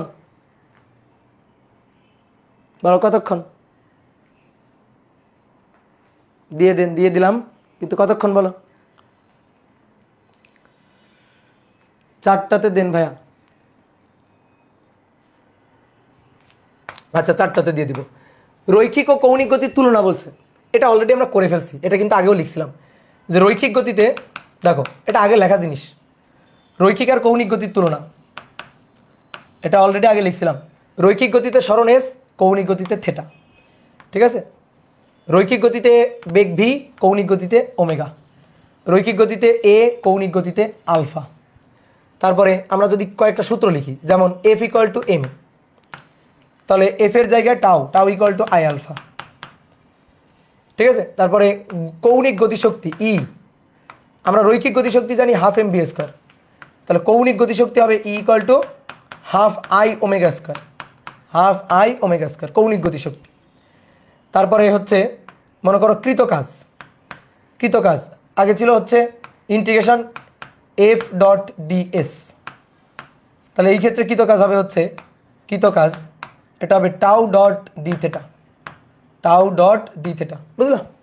তো এরকম সূত্রগুলো তো আমরা জানি। তারপর আরও তো সূত্র লিখছিলাম, V equal to U plus A T, তারপরে ভি ইকুয়াল টু এখানে কী হবে omega naught plus alpha T, রৈখিক ভরবেগ P equal to M V, তাহলে কৌণিক ভরবেগ L equal to I omega, তাই না? সূত্রগুলোর তুলনা তো আমরা জানি, তাহলে যে কোনো সূত্র আমরা ভুলে গেলে কিন্তু সূত্রগুলো হিসাব নিকাশ করে নিতে পারবো, যে কোনো সূত্র। তো এবার আসো আমাদের কৌণিক গতি সূত্রটা নিয়ে মেইনলি আলোচনা, তাহলে ভালো করে একটু শুনে রাখো, একেবারে চোখ কান খোলা রেখে। কোনো একটা বস্তু যদি জায়গায় দাঁড়ায় ঘোরে, কোনো একটা বস্তু যদি, ধরো একটা চাকতি, একটা চাকা, এটা যদি জায়গায় দাঁড়ায় ঘোরে, ঠিক আছে, নির্দিষ্ট স্থানে থেকে ঘোরে, নির্দিষ্ট স্থানে থেকে ঘুরে, তাহলে ভাই তার গতিশক্তি, তার মোট গতিশক্তি, মোট গতিশক্তি, এই মোট গতিশক্তি E K, that is half I omega square. ঠিক আছে, জায়গায় দাঁড়ায় ঘুরে, দৌড়ায় দৌড়ায় চলে যাচ্ছে না, দৌড়ায় দৌড়ায় চলে যাচ্ছে না, জায়গায় দাঁড়ায় ঘুরতেছে, তাহলে হাফ আই ওমেগা স্কোয়ার। ঠিক আছে, ওকে ডান। এবার যদি না ঘুরে শুধু দৌড়ায় আর কি, যদি না ঘুরে চলে, না ঘুরে বা গড়িয়ে, না ঘুরে বা গড়িয়ে চলে, না ঘুরে বা গড়িয়ে চলে, ধরো কোনো একটা বস্তু, চাকা হলে তো নর্মালি গড়াবে, কিন্তু ধরো চাকা না, ধরো একটা ব্লক, এটা জাস্ট ভি বেগে গতিশীল, একটা ব্লক জাস্ট ভি বেগে গতিশীল, ভি বেগে এম ভরের একটা ব্লক, তাহলে না ঘুরে বা গড়িয়ে চলে, তখন তার মোট গতিশক্তি, মোট গতিশক্তি E K, that is half M V square. ভালো করে শোনো, যদি জায়গায় দাঁড়ায় ঘোরে, জায়গায় দাঁড়ায় ভন ভন ভন ভন ভন করে ঘোরে, তাহলে তার গতিশক্তি হাফ আই ওমেগা স্কোয়ার। ঠিক আছে, আর যদি না ঘুরে জাস্ট দৌড়ায়, জাস্ট ভি বেগে গতিশীল থাকে, তাহলে হাফ এম ভি স্কোয়ার। কিন্তু যদি এরকম হয়, ঘুরতে ঘুরতে দৌড়াচ্ছে, ধরো একটা চাকা, ঠিক আছে, ধরো এই একটা চাকা ঘুরতে ঘুরতে সামনের দিকে যাচ্ছে, এই যে ঘুরতে ঘুরতে সামনের দিকে আগাচ্ছে, ধরো এই যে চাকাটা এখানে ছিল, একটু পরে এখানে চাকাটা, একটু পরে চাকাটা এখানে, এই যে ঘুরতে ঘুরতে সামনের দিকে যাচ্ছে, তাহলে তার রৈখিক একটা বেগ আছে, আবার কৌণিক ঘূর্ণন, কৌণিকও একটা বেগ আছে, তাহলে এই ক্ষেত্রে তার মোট গতিশক্তি হবে, মোট গতিশক্তি হবে, বলো নিজেরা বলো দেখি কেমন বোঝো, মোট গতিশক্তি। তাহলে মোট গতিশক্তি ই কে ইকুয়াল টু হবে half I omega square plus half M V square, অর্থাৎ রৈখিক গতিশক্তি প্লাস হচ্ছে কৌণিক গতিশক্তি, দুটোই থাকবে। ভালো করে বুঝলা? যদি জায়গায় দাঁড়ায় ঘুরে তাহলে হাফ আই ওমেগা স্কোয়ার, আর শুধু না ঘুরে যদি শুধু চলে, শুধু ভি বেগে গতিশীল থাকে, তাহলে হাফ এম বি স্কোয়ার। আর যদি ঘুরতে ঘুরতে ঘুরতে ঘুরতে ঘুরতে ঘুরতে দৌড়ায়, দৌড়াচ্ছে আবার ঘুরছে, গাড়ির চাকা নর্মালি যেভাবে যায়, ঘুরতেছে আবার দৌড়াচ্ছে, গাড়ির চাকাটা নর্মালি যেভাবে চলে, ঘুরতেছে এবং দৌড়াচ্ছে, ঠিক আছে, ঘুরতেছে এবং দৌড়াচ্ছে, তাহলে সেই ক্ষেত্রে দুটো গতিশক্তি থাকবে, হাফ আই ওমেগা স্কোয়ারও থাকবে, হাফ এম ভি স্কোয়ারও থাকবে। কি ক্লিয়ার?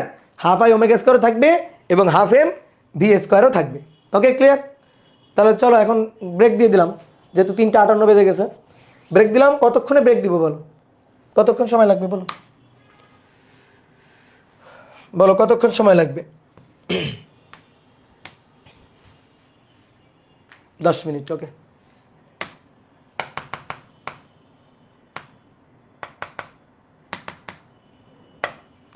যাও 10 মিনিট দিলাম। দৌড় দৌড় দৌড়, দৌড় দিয়ে দৌড় দাও, যাও দৌড় দাও, দৌড় দাও, কমেন্ট করো, বাদ দিয়ে দৌড় দাও।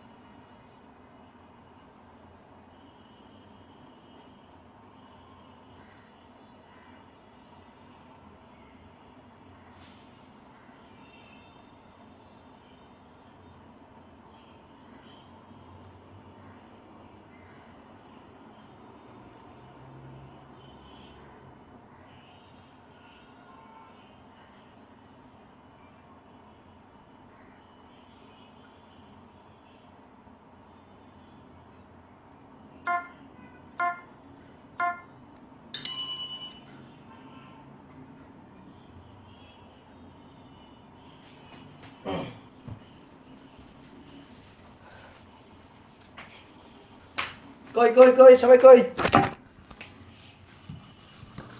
আসো আসো দ্রুত আসো, আজকে এই অধ্যায় বাড়ি পাঠিয়ে দিব। অলরেডি 14টা পড়ে ফেলছি, আর তো কিছুই নাই।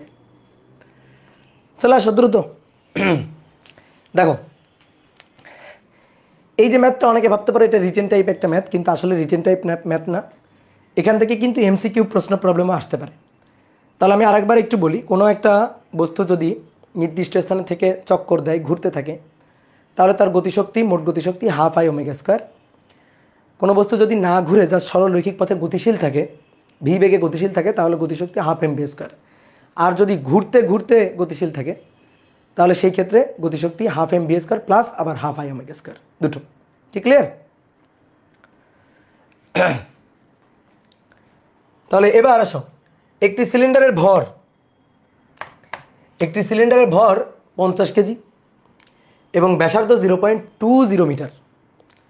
সিলিন্ডারটি 2 মিটার পার সেকেন্ড রৈখিক গতিতে অনুভূমিকভাবে যদি পড়তে থাকে না, আসলে এটা গড়াতে থাকে, তখন তার মোট গতিশক্তি কত হবে? দেখো, এটা হচ্ছে সিলিন্ডার, এই যেটা হচ্ছে একটা নিরেট সিলিন্ডার, এটা হচ্ছে একটা নিরেট সিলিন্ডার। এটা এইভাবে গড়াবে, এভাবে গড়াচ্ছে এবং গড়াইতে গড়াইতে সরল রৈখিকভাবে ভি বেগে গতিশীল। সিলিন্ডারটার ভর এম 50 কেজি দেওয়া আছে, ব্যাসার্ধ আর 0.20 মিটার দেওয়া আছে, আর কত রৈখিক বেগ নিয়ে চলতেছে সেই রৈখিক বেগ 2 মিটার পার সেকেন্ড, এটাও দেওয়া আছে। তাহলে গড়াতে থাকে, তখন তার মোট গতিশক্তি কত হবে এটা বের করতে বলছে। তাহলে এবার বলো তো, ঘুরতে ঘুরতে ঘুরতে ঘুরতে গড়াচ্ছে, তাই না? একটি সিলিন্ডারে ভর দেওয়া আছে, ব্যাসার্ধ দেওয়া আছে, বলছে সিলিন্ডারটি এত রৈখিক দ্রুতিতে অনুভূমিকভাবে গড়াতে থাকে, তখন তার মোট গতিশক্তি। গড়াতে থাকলে তার মোট গতিশক্তি। তাহলে বলো, গড়াতে থাকলে মোট গতিশক্তি কি লিখবো? সূত্রটা কি লিখবো? E K equal to half I omega square plus half M V square. দেখো, একবারে আগে মান বসাবা না, কারণ তুমি ওমেগাটা জানো না, কত কৌণিক বেগ নিয়ে গড়াচ্ছে সেটা তুমি জানো না, জানার দরকারও নেই। কারণ আমরা কি করব, এই দুইটাকে একই ফরম্যাটে নিয়ে আসবো। কেমনে? 1/2, এটা কি সিলিন্ডার না? দেখো, সিলিন্ডার কিন্তু তার নিজ অক্ষের সাপেক্ষে গড়াচ্ছে, এই যে এটা অক্ষ, তাই না? এই অক্ষের সাপেক্ষে, নিজ অক্ষের সাপেক্ষে, দেখো মাঝখানে এই যে অক্ষটা হচ্ছে এভাবে যদি গড়াইতে থাকে, তাহলে এই যে মাঝখানে এটা হচ্ছে তার অক্ষ। বলো তো, অক্ষের সাপেক্ষে গড়াইতে থাকলে কি হবে? অক্ষের সাপেক্ষে গড়াইতে থাকলে জড়তার ভ্রামকের সূত্র কি হবে? সিলিন্ডারের 1/2 M R square, V equal to omega R, omega equal to তাহলে কি? V equal to omega R, omega equal to তাহলে ভি বাই আর, তাহলে omega square V square by R square plus half M V square তাহলে এবার দেখো, আর square কাটাকাটি, তাহলে 1/4 M V square plus আবার 1/2 এম ভি স্কয়ার। তাহলে M V square common নিলাম, তাহলে 1/4 প্লাস 1/2 আর কি, তাহলে নিচে 4, ঠিক আছে, নিচে 4 থাকলো, তাহলে উপরে কি গেল? 2 প্লাস 1 3, তাই তো? তাহলে 3/4 এম ভি স্কয়ার। এবার মান বসাও, 3/4 এম এর মান 50 কেজি, আর বেগ ভি এর মান 2 এর বর্গ। তাহলে ভাই 2 এর বর্গ হলে কত? 4 কাটাকাটি, 3 5 15, 150 জুল। ঠিক আছে, 150 জুল আসছে। হ্যাঁ, গুড, কত সহজ দেখো, কি ক্লিয়ার? এইবার যদি সিলিন্ডারের জায়গায় গোলক দিতাম, তুমি কি পারতা না? বলো তো, কি চেঞ্জ করতা? সিলিন্ডারের জায়গায় গোলক দিলে তুমি কি চেঞ্জ করতা? এইখানে, জাস্ট এইখানে চেঞ্জ, 2/5 এম আর স্কয়ার। আমি যদি এখানে রিং দিতাম, রিংয়ের জন্য কি লিখতাম? 1/2 এম আর স্কয়ার লিখতাম না, রিংয়ের জন্য লিখতাম এম আর স্কয়ার। যদি রিং দিতাম, যদি একটা চাকতি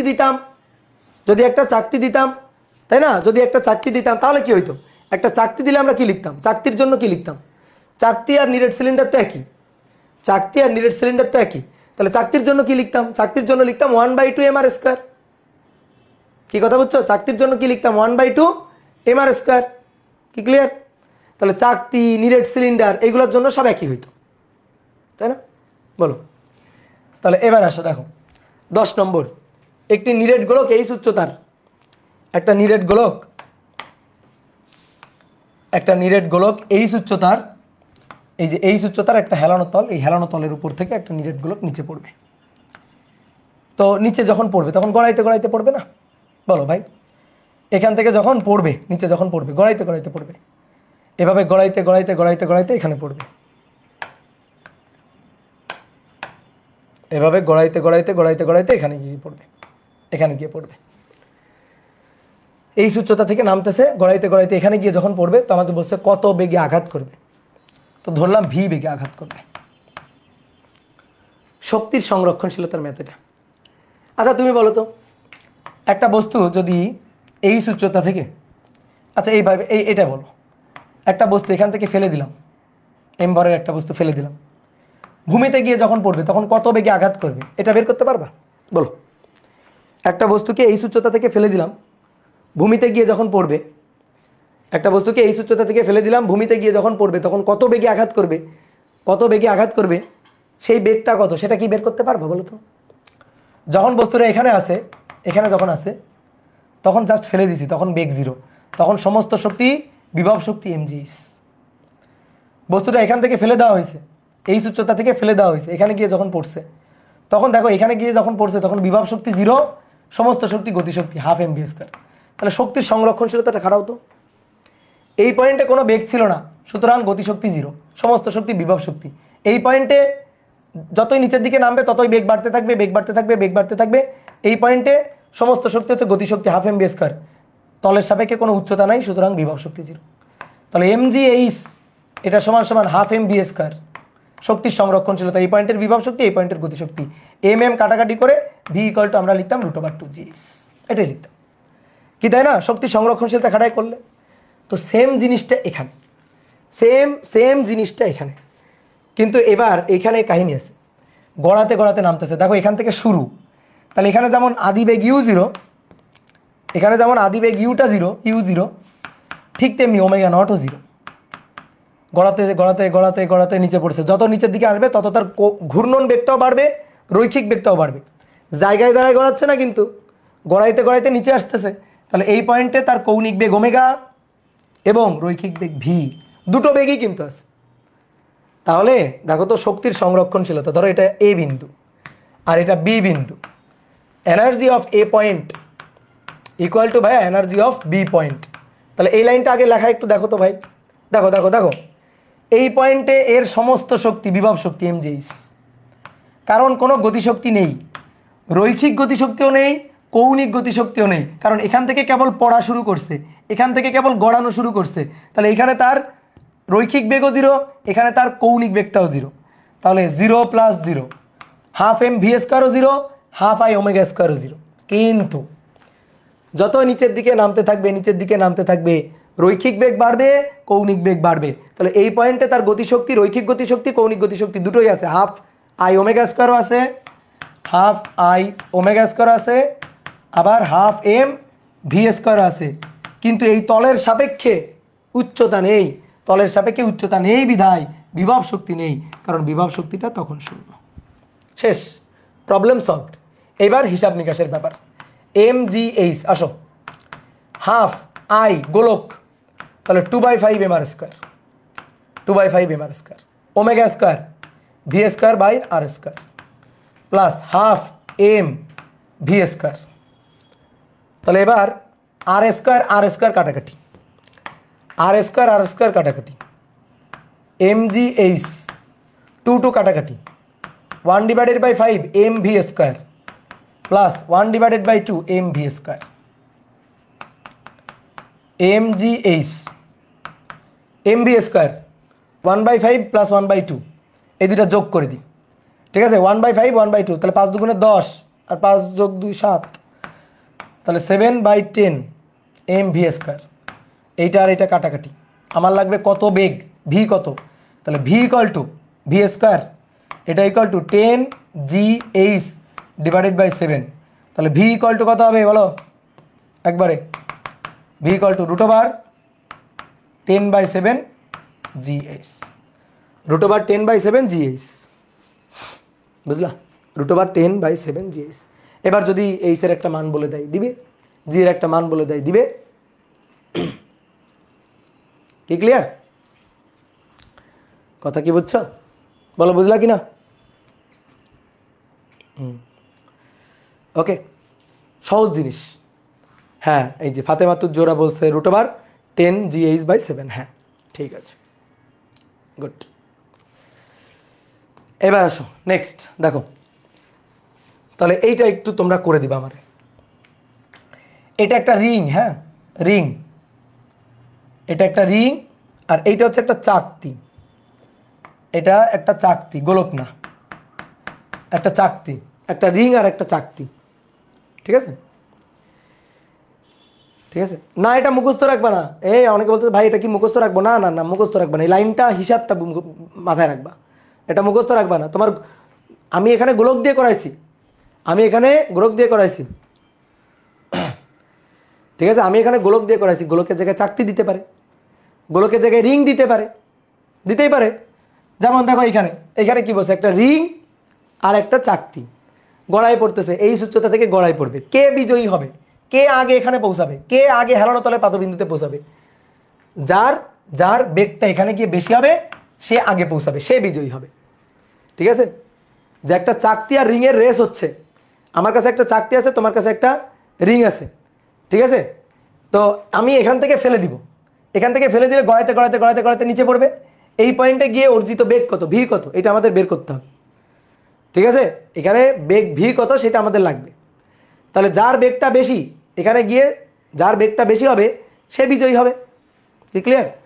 সমান ভরের সমান ব্যাসার্ধের একটি চাকতি এবং একটি রিং সমান উচ্চতার হেলানো তল থেকে গড়িয়ে পড়লো, চাকতি এবং রিংয়ের মধ্যে কোনটি রেসে বিজয়ী হবে? তাহলে দেখো ভাই, লাইন সবার জন্য একই। MGH আসো রিংয়ের জন্য, রিং, তাহলে MGH সমান সমান ½ I⍵² প্লাস ½ MV²।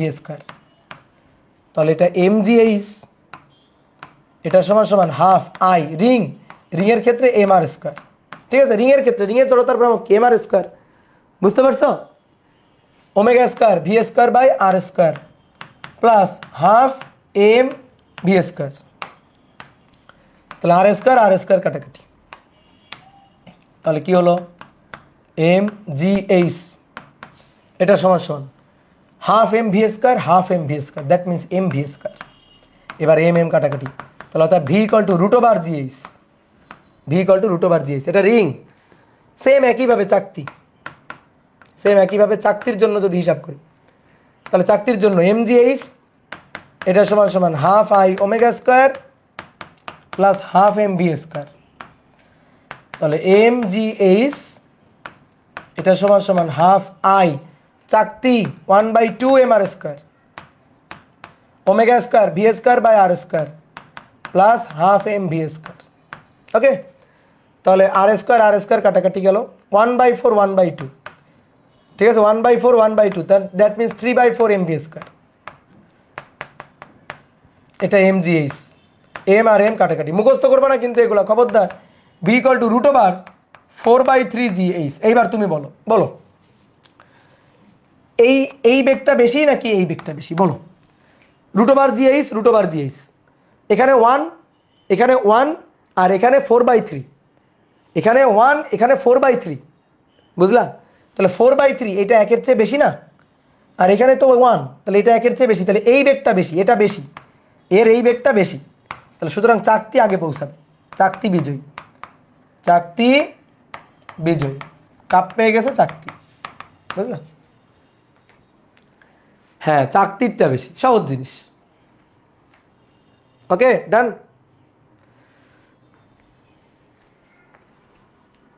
ঠিক আছে, বুঝতে পারছো?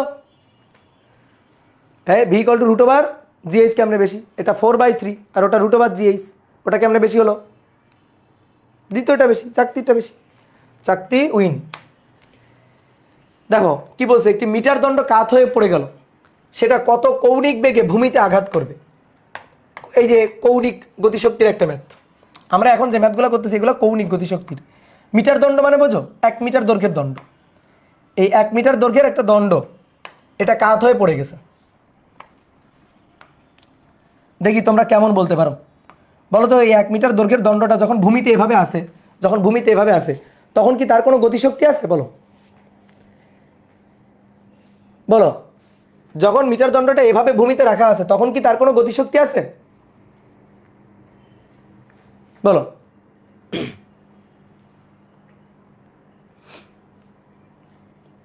গতিশক্তি না, মানে এখানে তার কোনো শক্তি নাই? আছে, তার শক্তি আছে, তার বিভব শক্তি আছে। যদি লাঠিটা এভাবে থাকতো তাহলে দেখো লাঠির প্রত্যেকটা ভর বিন্দুই ভূমির সাথে মিশে আছে, তখন এইচ জিরো হইতো, বিভব শক্তি এমজিএইচ জিরো হইতো। কিন্তু দেখো তো এইখানে এই লাঠির ভার কেন্দ্রের একটা উচ্চতা আছে না, ভার কেন্দ্রের একটা উচ্চতা আছে না, ভার কেন্দ্রের উচ্চতা, লাঠির দৈর্ঘ্য যদি এইচ হয় তাহলে ভার কেন্দ্রের উচ্চতা এইচ/2, ভার কেন্দ্রের উচ্চতা কত?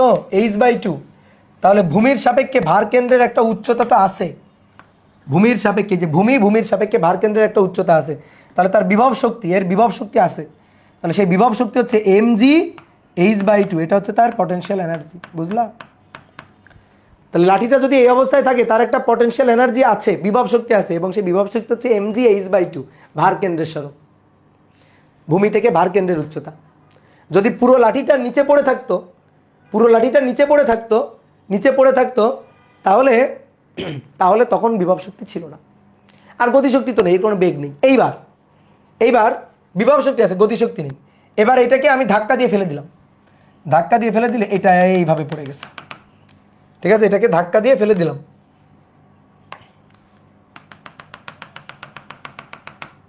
তাহলে ধাক্কা দিয়ে ফেলে দিলে এইভাবে মাটিতে এসে পড়লো, ধাপাস করে মাটিতে গিয়ে পড়ছে।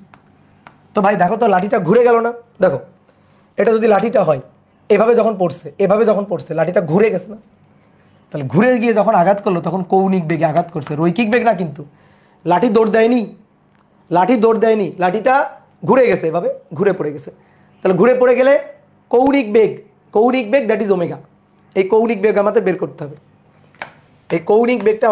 হবে, শক্তির সংরক্ষণশীলতা অনুযায়ী লাঠিটা যখন দাঁড়ানো ছিল তখন তার শক্তি বিভব শক্তি, লাঠিটা যখন ঘুরে এভাবে পড়ে গেছে তখন তার শক্তি গতিশক্তি। ঠিক আছে? যদি মনে করো কঠিন লাগে, মিলাইতে পারতেছো না, তুমি চিন্তা করো না, এই পয়েন্টে বস্তুর শক্তি mgh, বিভব শক্তি, এটা ভূমি। যখন আমি ফেলে দিব তখন যতই নিচে পড়বে তখন সেটা গতিশক্তি হাফ mvs করে কনভার্ট হবে। আর লাঠি হলে কি হয়েছে? দাঁড়ানো আছে, সমস্ত শক্তি বিভব শক্তি, ধাপ করে ঘুরে পড়ে গেছে। ঠিক আছে? এভাবে ঘুরে পড়ে গেছে। তাহলে ঘুরে যদি পড়ে যায় তাহলে এখানে গিয়ে যখন আঘাত করছে তখন তার কৌণিক গতিশক্তি হাফ আই ওমেগা স্কয়ার, এটা আমাদের বের করতে হবে। আমি কি বলছিলাম? জায়গায় দাঁড়ায় যদি কোনো বস্তু ঘোরে তখন তার টোটাল গতিশক্তি হবে half I omega square, half mv square না, কিন্তু হাফ আই ওমেগা স্কয়ার। ঠিক আছে? তাহলে এবার আসো, এবার mgh, এটা হচ্ছে mgh/2, ইপি mgh হবে mgh/2, কারণ h/2। ইকে গতিশক্তি হাফ আই ওমেগা স্কয়ার। এবার দেখি কে বলতে পারে, জড়তার ভ্রামকটা কে বলতে পারে? mg মিটার দণ্ড মানে 1 মিটার দৈর্ঘ্যের দণ্ড, 1/2 জড়তার ভ্রামক, দেখি কে বলতে পারে। এটা হচ্ছে ঘূর্ণন অক্ষ, জড়তার ভ্রামক কত হবে বলো? বলো জড়তার ভ্রামকটা কি হবে? 1/12 না, হলো না। এইটা ঘূর্ণন অক্ষ কি মধ্যবিন্দু না প্রান্তবিন্দু? এইভাবে যদি ঘুরে যায় মধ্যবিন্দু না প্রান্তবিন্দু? এইটা বলো। 1/12 না, হলো না। 1/3 mr স্কয়ার বা 1/3 ml স্কয়ার, প্রান্তবিন্দুর সাপেক্ষে 1/3 ml স্কয়ার। বুঝলা? আমাদের ওমেগাটা বের করতে হবে। এবার এম আর এম ভ্যানিশ করে দাও। দেখো এটা g/2, 1/3 দুগুণে 6, ঠিক আছে? 3 দুগুণে 6 এল স্কয়ার, মিটার দণ্ড, এল এর মান 1, এল এর মান, এইচ এর মান, এগুলো সব তো 1, মিটার দণ্ড যেহেতু। আর ওমেগা স্কয়ার, তাহলে 2 এখানে 3, 3g, তাহলে ওমেগা ইকুয়াল টু √3g। দেখো তো এটা হয় কিনা? এত রেডিয়ান পার সেকেন্ড, যে এত কৌণিক বেগে ভূমিতে গিয়ে আঘাত করবে। বলো হয়েছে কিনা? ঠিক আছে? mgh, এইচ হবে h/2, মিটার দণ্ড, তাহলে এইচ এর মান 1 মিটার, তাহলে 1/2। আর জড়তার ভ্রামক 1/3 ml স্কয়ার, কারণ প্রান্তবিন্দুর সাপেক্ষে ঘুরছে। প্রান্তবিন্দু, এই যে প্রান্তবিন্দুর সাপেক্ষে ঘুরে পড়ে গেছে।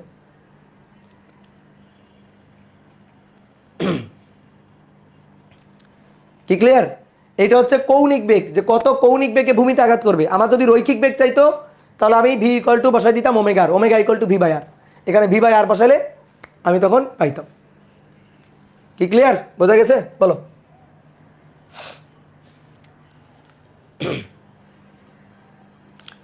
এইচ কেন ফুল নিব না? কারণ এইচ তো ভার কেন্দ্রের সরণ, কাজ ক্ষমতা শক্তি হাতে এটা ডিটেলস বলবো, ঠিক আছে? যদি এমন হইতো পুরো লাঠিটা, একজন ভালো একটা প্রশ্ন করছো, যদি পুরো লাঠিটা এইভাবে এইচ উচ্চতায় থাকতো, ধরো এইভাবে পুরো লাঠিটা এইভাবে বসানো এইচ উচ্চতায়, ঠিক আছে, এইভাবে এইচ উচ্চতায় বসানো, তখন আমি লাঠির বিভব শক্তি নিতাম পুরো এমজিএইচ। কিন্তু লাঠিটা এইভাবে এইচ উচ্চতায় রাখা আছে, এইভাবে রাখা আছে। তাহলে দেখো এই প্রান্ত মাটিতে আছে, এই প্রান্ত ভূমি থেকে এতটুকু আছে, এই প্রান্ত ভূমি থেকে এতটুকু, এই প্রান্ত ভূমি থেকে এতটুকু, এই প্রান্ত ভূমি থেকে এতটুকু, এই প্রান্ত ভূমি থেকে এতটুকু, এক একটা বিন্দুর সরণ এক এক রকম। এই যে এক একটা বিন্দুর সরণ এক এক রকম, এক একটা বিন্দুর সরণ এক এক রকম, এই কারণে ভার কেন্দ্রের সরণ বা গড় সরণ নিতে হয়, ভার কেন্দ্রের সরণ বা গড় সরণ নিতে হয়, তাই না? রৈখিক গতিশক্তি থাকবে না, রৈখিক শোনো, মোট গতিশক্তি, রৈখিক গতিশক্তি, কৌণিক গতিশক্তি সব মিলেমিশেই হচ্ছে হাফ আই ওমেগা স্কয়ার, ঠিক আছে? এই হাফ আই ওমেগা স্কয়ারের মধ্যেই হাফ এম বি স্কয়ার আছে। কি ক্লিয়ার? বুঝলা? ওকে, এবার নেক্সট আসো। বলতেছে একক কৌণিক বেগে ঘূর্ণনরত, খুবই সহজ একটা এমসিকিউ। একক কৌণিক বেগে ঘূর্ণনরত বস্তুর জড়তার ভ্রামক এবং ঘূর্ণন গতিশক্তির সম্পর্ক নিচের কোনটি? Equal to half I omega square. একক কৌণিক বেগে, দ্যাট মিনস ওমেগা 1, তো বসাও ওমেগার মান 1, ওমেগার মান 1 একক বসাও, বসাইলে কি হলো? Equal to I divided by 2, অতএব আই ইকুয়াল টু 2e, অতএব আই ইকুয়াল টু কত? 2e, ঠিক আছে? আই ইকুয়াল টু 2e, দেখি খুঁজি, এই যে লাস্টে, এই যে আই ইকুয়াল টু 2e।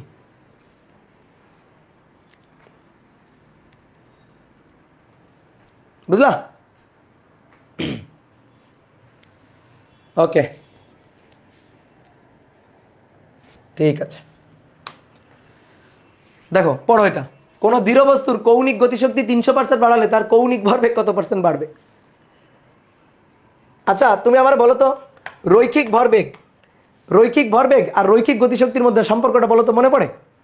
রৈখিক ভরবেগ আর রৈখিক গতিশক্তির মধ্যে সম্পর্ক E K equal to half M V square, ঠিক আছে? আর P equal to M V, মনে পড়ে? এবার ই কে রৈখিক ভরবেগ, রৈখিক গতিশক্তি, রৈখিক ভরবেগ, রৈখিক গতিশক্তি, ই কে হাফ, একটা কাজ করি এম দিয়ে উপরেও গুণ করি, তাহলে এম ভি হোল স্কয়ার, নিচে এম দিয়ে ভাগ করি, এম দিয়ে ভাগ করলাম, তাহলে উপরে দেখো তো, অতএব E K equal to P square by 2m না? বলো জানি কিনা? তাহলে রৈখিক ভরবেগ, রৈখিক গতিশক্তির সম্পর্ক যদি এটা হয়, তাহলে কৌণিক ভরবেগ আর কৌণিক গতিশক্তির সম্পর্ক কি হবে জানো? কৌণিক ভরবেগ, কৌণিক গতিশক্তি, কৌণিক গতিশক্তি যদি ই লিখি, ই, তাহলে এটা হবে এল স্কয়ার বাই 2, এম এর জায়গায় হবে আই, পি এর জায়গায় এল, এম এর জায়গায় আই, ই এর জায়গায় ই, আর কি, মানে গতিশক্তি, গতিশক্তি। বুঝছো? যদি বিশ্বাস না হয়, বিশ্বাস নাই হইতে পারে, equal to half I omega square.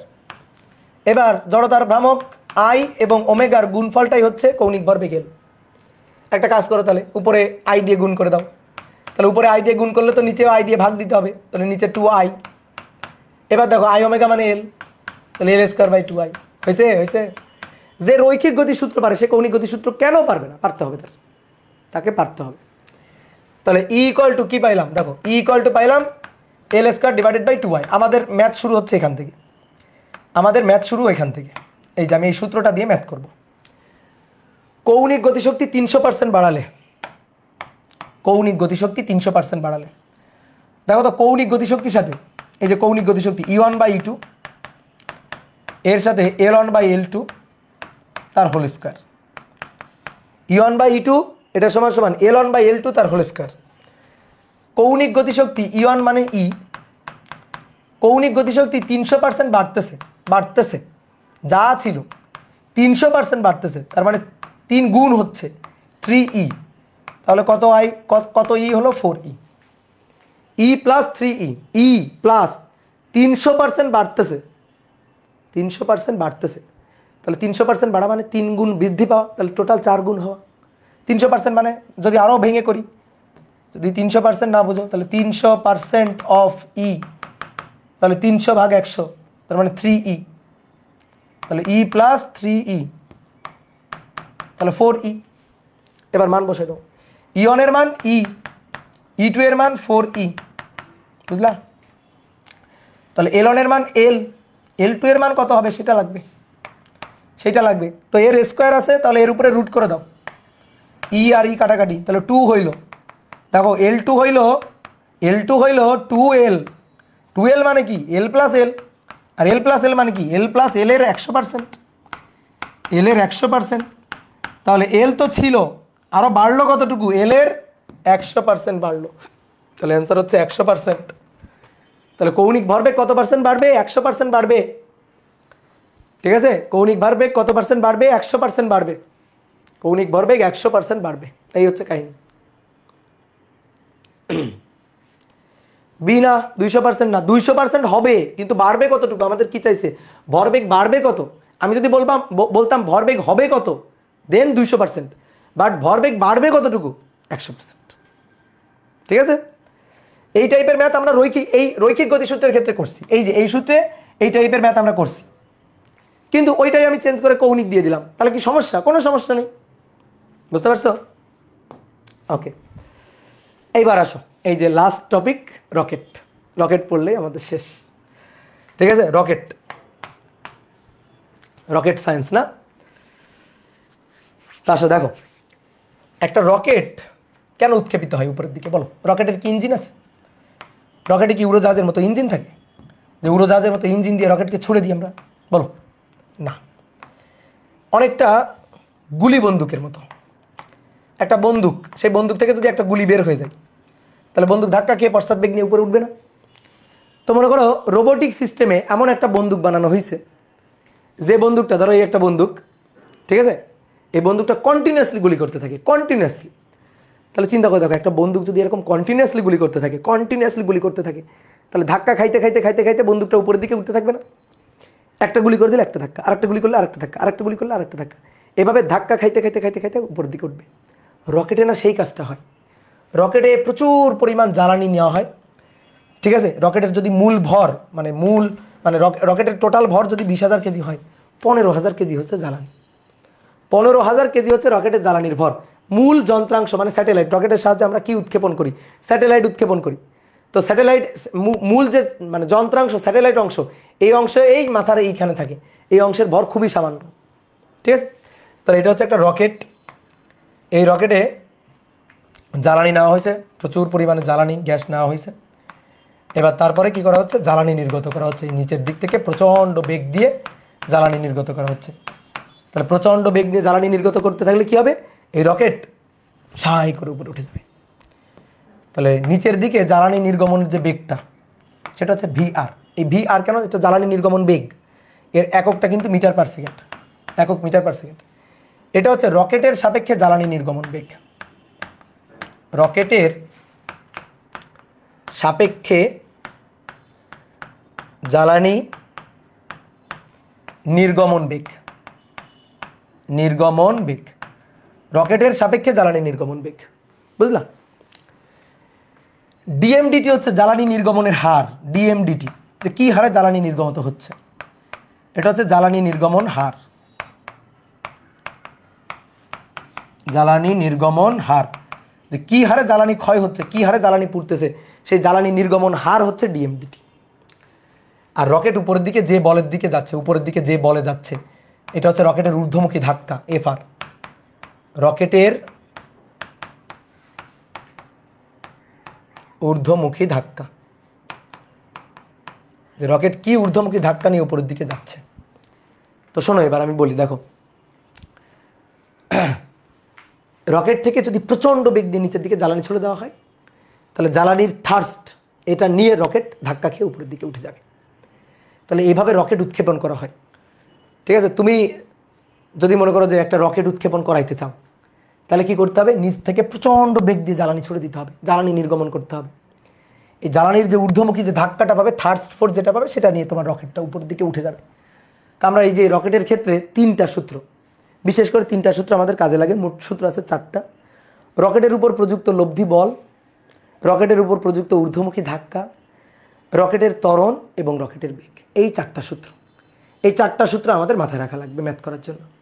Rocket থেকে বড় বড় প্রশ্ন আসার সম্ভাবনা খুবই কম, এবং রকেট থেকে ছোট ছোট MCQ প্রশ্ন আসার সম্ভাবনাও মানে খুবই কম, হাতে গোনা 2-1টা প্রশ্ন, ঠিক আছে? তো রকেট এই টপিক থেকে তোমার মনে করো যে প্রশ্ন আসার সম্ভাবনা অন্যান্য টপিকের তুলনায় কিন্তু খুবই কম, কিন্তু তারপরে আমাদের পড়তে হবে এবং তুমি জাস্ট কয়েকটা সূত্র যদি মাথায় রাখো তাহলে তুমি পারবা। তো আমি একটু সূত্রগুলো একটু লিখে দিই, একটু সূত্রগুলো সাইডে লিখে দিই। দেখো,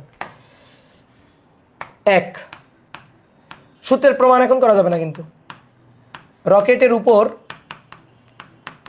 উপর প্রযুক্ত ঊর্ধ্বমুখী ধাক্কা, রকেটের উপর ঊর্ধ্বমুখী ধাক্কা বা লব্ধি বল, সরি ঊর্ধ্বমুখী ধাক্কা বা ঊর্ধ্বমুখী বল, ঊর্ধ্বমুখী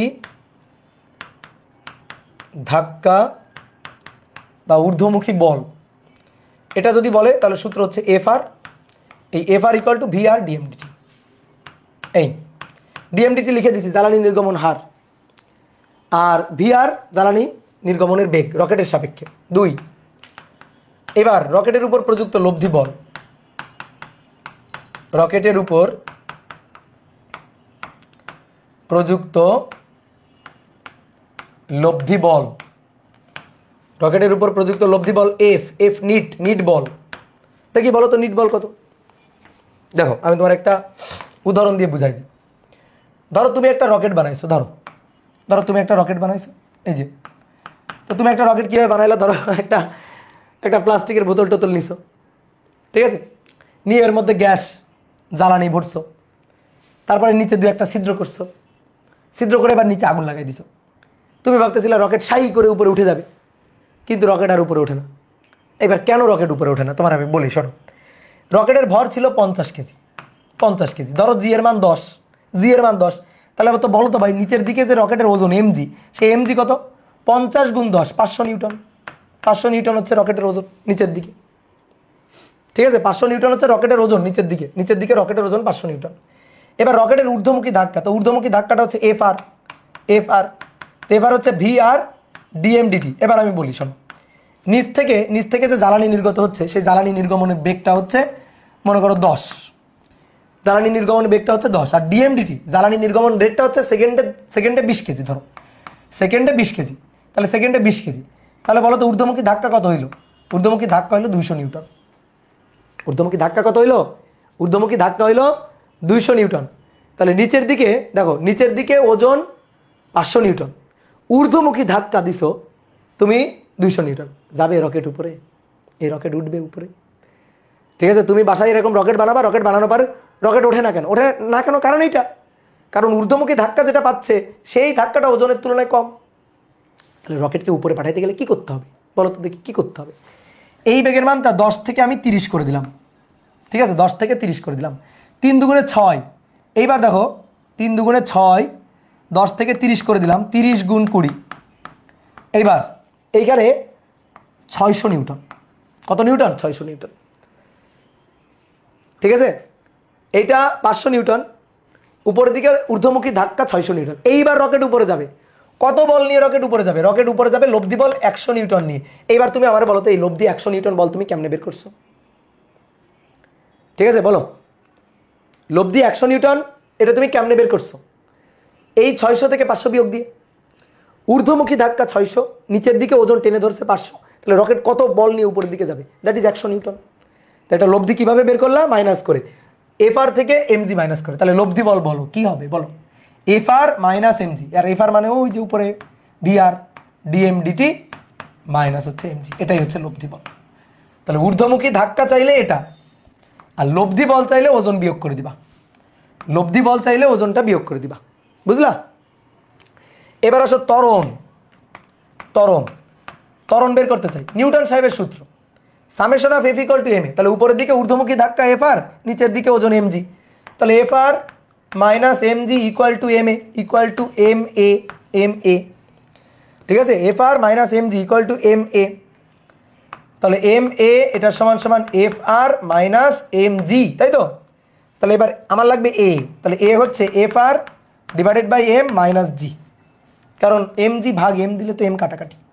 এবার এফআর মানে কত? এফআর মানে এইটা, তাহলে VR DM by DT divided by M. তাহলে একবারে লিখে দিয়ে আসো, একবারে লিখে দিই ত্বরণ সূত্র এ, তাহলে VR by M DM by DT minus হচ্ছে জি, বুঝতে পারছো? এটা হচ্ছে ত্বরণ।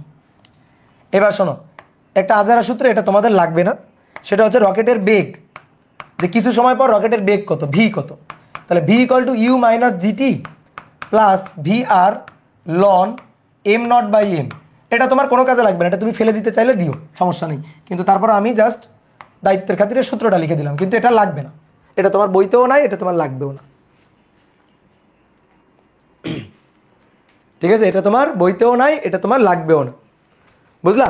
এখন যদি মনে করো ভাই সূত্রের প্রমাণগুলো দেখাই দেন, সূত্রের প্রমাণ দেখানো, ওটা মাথার মধ্যে ঢুকানো, মানে কোনো কাজেই লাগবে না তোমার। ঠিক আছে,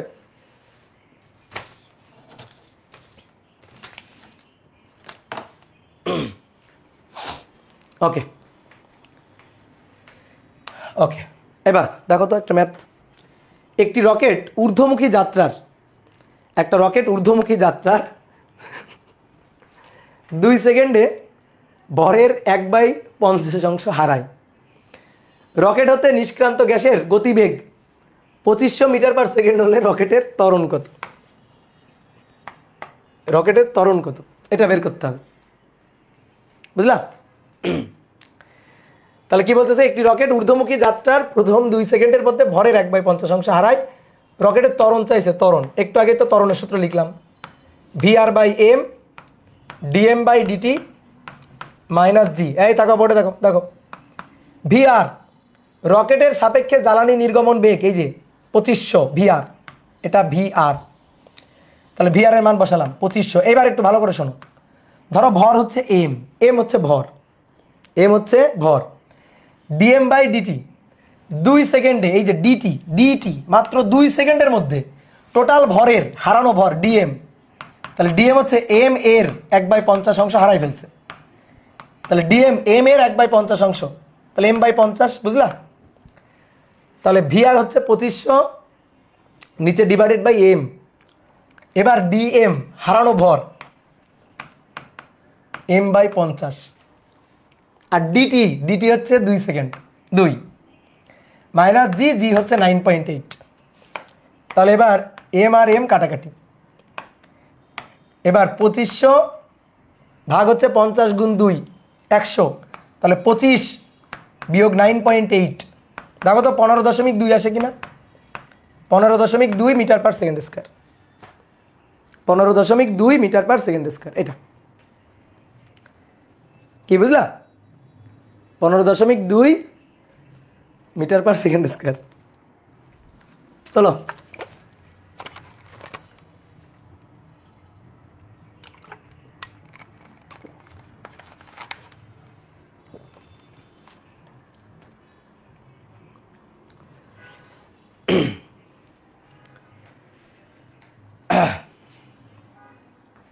ওকে, নেক্সট আসো, চলো সামনে আগাই। দেখো এইটা একটা ম্যাথ, এই ম্যাথটা দেওয়ার কারণ হচ্ছে যাতে আমরা এই রকেট টাইপের যে কোনো প্রবলেম ভালো করে বুঝতে পারি। তো এই ম্যাথের কিন্তু কয়েকটা পার্ট আছে, তো তোমরা প্রথমে এই ম্যাথের এই অংশটুকু, উদ্দীপক অংশটুকু তোলো। আমি কিন্তু এখানে প্রশ্ন দিই না এখনো, ঠিক আছে? তোমরা আগে এই অংশটুকু তোলো। এইটা করলে তোমার মোটামুটি রকেটের কোনো ম্যাথে আটকানো যাবে না, এই ম্যাথের মধ্যে রকেটের সব আছে। তাহলে তোলো। 15,000 কেজি জ্বালানির একটি রকেটের ভর হচ্ছে এত, ঠিক আছে? 15,000 কেজি জ্বালানির একটি রকেটের ভর হচ্ছে 20,000 কেজি। রকেটের সাপেক্ষে 3000 মিটার পার সেকেন্ড বেগে যদি জ্বালানি নির্গমন করা হয় এবং জ্বালানি যদি 200 কেজি পার সেকেন্ড হারে পড়ে, তবে তবে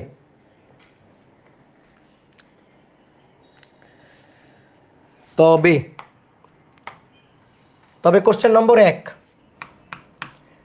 তবে কোশ্চেন নম্বর 1, রকেটের উপর রকেটের উপর ঊর্ধ্বমুখী ধাক্কা, রকেটের উপর ঊর্ধ্বমুখী ধাক্কা, ঊর্ধ্বমুখী ধাক্কা। শোনো, পরীক্ষার হলে বসে ফিল করার ট্রাই একটু কম করবা, ঠিক আছে? যখন নিতান্তই কিছু পারতেছো না তখন ফিল টিল করে উত্তর দেওয়া যায় কিনা এটা খুঁজবা, কিন্তু পরীক্ষার হলে বসে সূত্র দিয়ে প্রথমে 6 মেরে নিবা কয়েকটা, বুঝলা? বুঝছো? পরীক্ষার হলে বসে ফিল করা, হ্যাঁ, এইসব বাদ। প্রথমে কোশ্চেন পাওয়ার সাথে সাথে সূত্র হচ্ছে তোমার ব্যাট, আর কোশ্চেন হচ্ছে বল। পাওয়ার সাথে সাথে মনে করো 6 মেরে দিবা কয়েকটা, কি কথা বুঝছো? এবং তারপরে যখন না পারতেছো, দু একটা প্রবলেম যখন একেবারেই নিতান্ত না পারতেছো, তখন ওইগুলো নিয়ে একটু ভাবনা চিন্তা করবা। বলছে 15,000 কেজি জ্বালানির একটি রকেটের ভর হচ্ছে 20,000, তাহলে রকেটের মূল যন্ত্রাংশের ভর হচ্ছে 5,000। 15,000 কেজির জ্বালানির একটি রকেটের ভর 20,000, তার মানে রকেটের মূল যন্ত্রাংশের ভর হচ্ছে 5,000, ঠিক আছে? আর জ্বালানির ভর 15,000, টোটাল ভর 20,000। রকেটের সাপেক্ষে এত দ্রুতিতে, এটা ভিআর। অনেকে ভিআর আর ডিএমডিটি চেনে না, ভিআর আর ডিএমডিটি চেনে না। দেখো ভিআর মানে বেগ, বেগ একক মিটার পার সেকেন্ড, আর ডিএমডিটি, ডিএম ভর, ডিটি সময়, কেজি সেকেন্ড, কেজি সেকেন্ড, একক দেখেও চেনা যায়। এই যে এটা হচ্ছে ডিএমডিটি, এটা হচ্ছে ডিএমডিটি, 200 কেজি পার সেকেন্ড। রকেটটা যদি খাড়া উপরের দিকে নিক্ষিপ্ত হয় তবে রকেটের উপর ঊর্ধ্বমুখী ধাক্কা বল কত? ঊর্ধ্বমুখী ধাক্কা বল ভাই এফআর, ভিআর, ডিএমডিটি। মান বসাও, খালি মান বসাও। ভিআর এর মান কত? 3000, আর ডিএমডিটি কত? 200। তাহলে 3 গুণ 2 6, 1 2 3 4 5, 5টা শূন্য, এত নিউটন। এটা ঊর্ধ্বমুখী ধাক্কা, ঠিক আছে? এটা ঊর্ধ্বমুখী ধাক্কা। এবার 2 নম্বর, রকেটে প্রযুক্ত লব্ধি বল। রকেটের উপর প্রযুক্ত লব্ধি বল, রকেটের উপর প্রযুক্ত লব্ধি বল কত? তাহলে লব্ধি বল F equal to B R D M by DT minus M G. এইবার একটা কথা আছে, রকেটের উপর প্রযুক্ত লব্ধি বল কখন? কখন বলতেছে রকেটের উপর প্রযুক্ত লব্ধি বল নির্ণয় করো। এটা প্রশ্নে বলে দিয়েছে, আমি এখানে লিখতে ভুলে গেছি। রকেটের উপর প্রযুক্ত লব্ধি বল নির্ণয় করো নিক্ষেপের মুহূর্তে, নিক্ষেপের মুহূর্তে, নিক্ষেপের মুহূর্তে লব্ধি বল নির্ণয় করো। কি কথা বুঝছো? তাহলে এবার আসো ভিআর, এই যে এই মানটাই, তাই না? 6 এর পরে কটা শূন্য? 1 2 3 4 5, এটা মাইনাস এমজি। বলো নিক্ষেপের মুহূর্তে, নিক্ষেপের মুহূর্তে প্রযুক্ত লব্ধি বল, নিক্ষেপের মুহূর্তে। তাহলে তখন এম এর মানটা কত বসাবো? এম এর মানটা কত বসাবো? আচ্ছা, যখন নিক্ষেপ করা হবে তখন শুধু জ্বালানি যাবে না রকেট যাবে? বলো, শুধু জ্বালানি যাবে না রকেট যাবে? জ্বালানি সহ রকেট সব যাবে উপরে। তাহলে নিক্ষেপের মুহূর্তে, নিক্ষেপের মুহূর্তে এম এর মান হবে জ্বালানি সহ রকেটের ভর, জ্বালানি সহ রকেটের ভর টোটাল 20,000, টোটাল 20,000। বুঝতে পারছো? এর সাথে গুণ দিবা জি, জি 9.8। দাঁড়াও আমি প্রশ্ন সহজ করে দিই। জি কে প্রশ্ন ধরো বলছে 10 ধরো, প্রশ্নে বলছে ধরো 10 ধরো, তাহলে 10। তাহলে কি হবে? 6 এর পরে 1 2 3 4 5, 5টা শূন্য, 2 এর পরে 1 2 3 4 5, 5টা শূন্য, তাহলে 6 থেকে 2 বাদ দাও 4, 1 2 3 4 5, 5টা শূন্য। কত সুন্দর হিসাব হয়ে গেল জি এর মান 10 ধরলে। কি কথা বুঝছো? নিক্ষেপের মুহূর্তে তো জ্বালানি সহ রকেট নিতে হবে, নিক্ষেপের মুহূর্তে, ঠিক আছে? নিক্ষেপের মুহূর্তে জ্বালানি সহ রকেট। এবার দেখো সেম ম্যাথেরই, সেম ম্যাথেরই। এবার 3 নম্বর বলা হচ্ছে লব্ধি বল নির্ণয় করো জ্বালানি শেষ হওয়ার মুহূর্তে। লব্ধি বল নির্ণয় করো জ্বালানি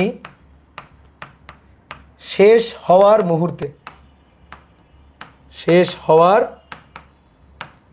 মুহূর্তে। বলো লব্ধি বল জ্বালানি শেষ হওয়ার মুহূর্তে নির্ণয় করতে হবে। বলো পারা যাবে?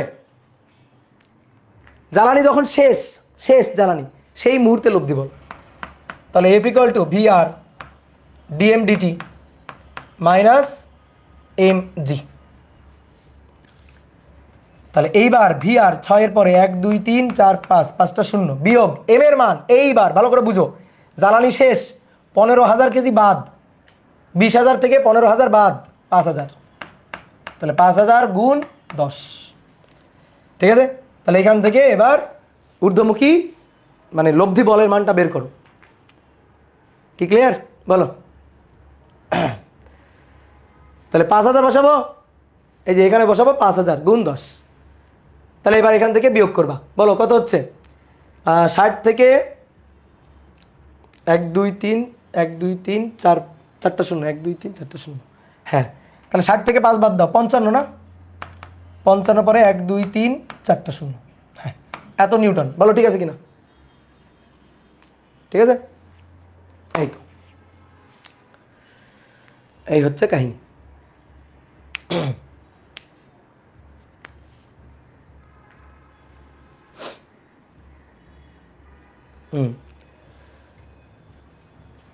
তাহলে এটা হচ্ছে রকেটের উপর প্রযুক্ত লব্ধি বল জ্বালানি শেষ হওয়ার মুহূর্তে। ওকে ডান। এবার শেষ ম্যাথ পড়ো, ম্যাথটা পড়ো, তুলবা না, পড়ো। এত বড় ম্যাথ তোমার জীবনে আসবে না, তুলতে হবে না, জাস্ট তুমি একটু ধারণা রাখো, তোলার দরকার নেই, জাস্ট পড়ো।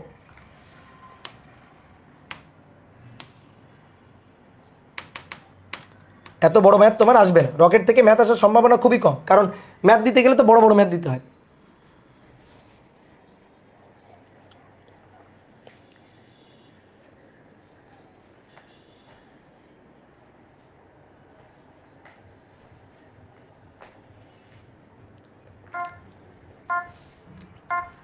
পড়ছো? দেখো এবার কি বলছে, এই অ্যাপোলো স্কাইল্যাব, এই যে ধানাই পানাই কথা আছে সব বাদ, এই সব বাদ, ঠিক আছে? অ্যাপোলো স্কাইল্যাব হ্যান ত্যান ধানাই পানাই যে বাদ, আমার লাগবে রকেটের জ্বালানি। তোমার কি করবে জানো, অনেক সময় কী করে প্রশ্নগুলো এমন এমন দেয়, মানে প্রশ্ন পড়তে গিয়ে সময় নষ্ট, হুদাই ওগুলো আমার লাগবেই না, ঠিক আছে? হুদা আমার ওগুলো দরকারই নেই, ওগুলো আমার কোশ্চেন দরকার না, আমার দরকার মূল যে ম্যাথমেটিক্যাল অংশটুকু, ওইটুকুকে ফোকাস করা দরকার। তাহলে আমি পড়বো রকেটের জ্বালানি নির্গমন বেগ, দ্যাট ইজ VR। মহাশূন্য যানসহ রকেটের মোট ভর, মোট ভর এটা, যার এত হচ্ছে জ্বালানির ভর, এটা জ্বালানি, তাহলে আমার লাগবে এই অংশগুলা, জ্বালানির ভর এটা।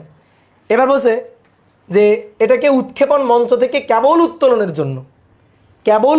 জন্য প্রয়োজনীয় ধাক্কা নির্ণয় করো। কেবল উত্তোলনের জন্য প্রয়োজনীয় ধাক্কা, বলো তো দেখি কিভাবে করব। ঠিক আছে, কেবল উত্তোলনের জন্য, ধরো কোনো কিছু একটা ভারী কোনো কিছু একটা আছে, সেটার আমি কেবল তুলে ধরতে চাই, জাস্ট কেবল তুলে ধরতে চাই, তাহলে আমার কতটুকু বল দিতে হবে উপরের দিকে? জাস্ট তুলে ধরতে চাই, ওজনের সমান। Good, very good. একজন বলছে যে mg, হ্যাঁ। তাহলে এক নম্বরটা হচ্ছে যে এই যে স্ট্যান্ড 5কে উৎক্ষেপণ মঞ্চ থেকে কেবল উত্তোলনের জন্য প্রয়োজনীয় ন্যূনতম ধাক্কা, মানে মিনিমাম কি ফোর্সটা দিতে হবে, ওজনের সমান, ডাইরেক্ট কথা, ওজনের সমান। মনে করো একটা পিচ্চিরে আমি কোলে নিব, ধরো একটা পিচ্চি বাচ্চা আছে, ধরো আমাদের হচ্ছে এই যে আরিশ, ঠিক আছে? আরিশকে ধরো কোলে নিতে হবে, তো আরিশকে ধরো আমি এভাবে তুলে কোলে নিব, তো কোলে নিতে গেলে ওর আমি কি পরিমাণ, অ্যাটলিস্ট কি পরিমাণ ঊর্ধ্বমুখী বল দিতে হবে, তারা আমি ওরে কোলে নিতে পারবো, ওরে আমি মাটি থেকে উঠাইতে পারবো, বুঝছো? ঠিক আছে, আমাদের ধরো যে আরিশকে কোলে নিতে হবে, আরিশ ধরো মাটিতে এখানে বসে আছে, ওকে আমি তুলে এভাবে কোলে নিব, তাহলে কোলে নিতে গেলে কি পরিমাণ বল দিতে হবে? অ্যাটলিস্ট ওজনের সমান বল দিতে হবে। আর যদি মনে করো ওজনের চেয়ে বেশি বল দিই, তাহলে তো ওজনের চেয়ে বেশি বল দিয়ে ধরে এভাবে ছুঁড়েও মারতে পারবো, তাই না?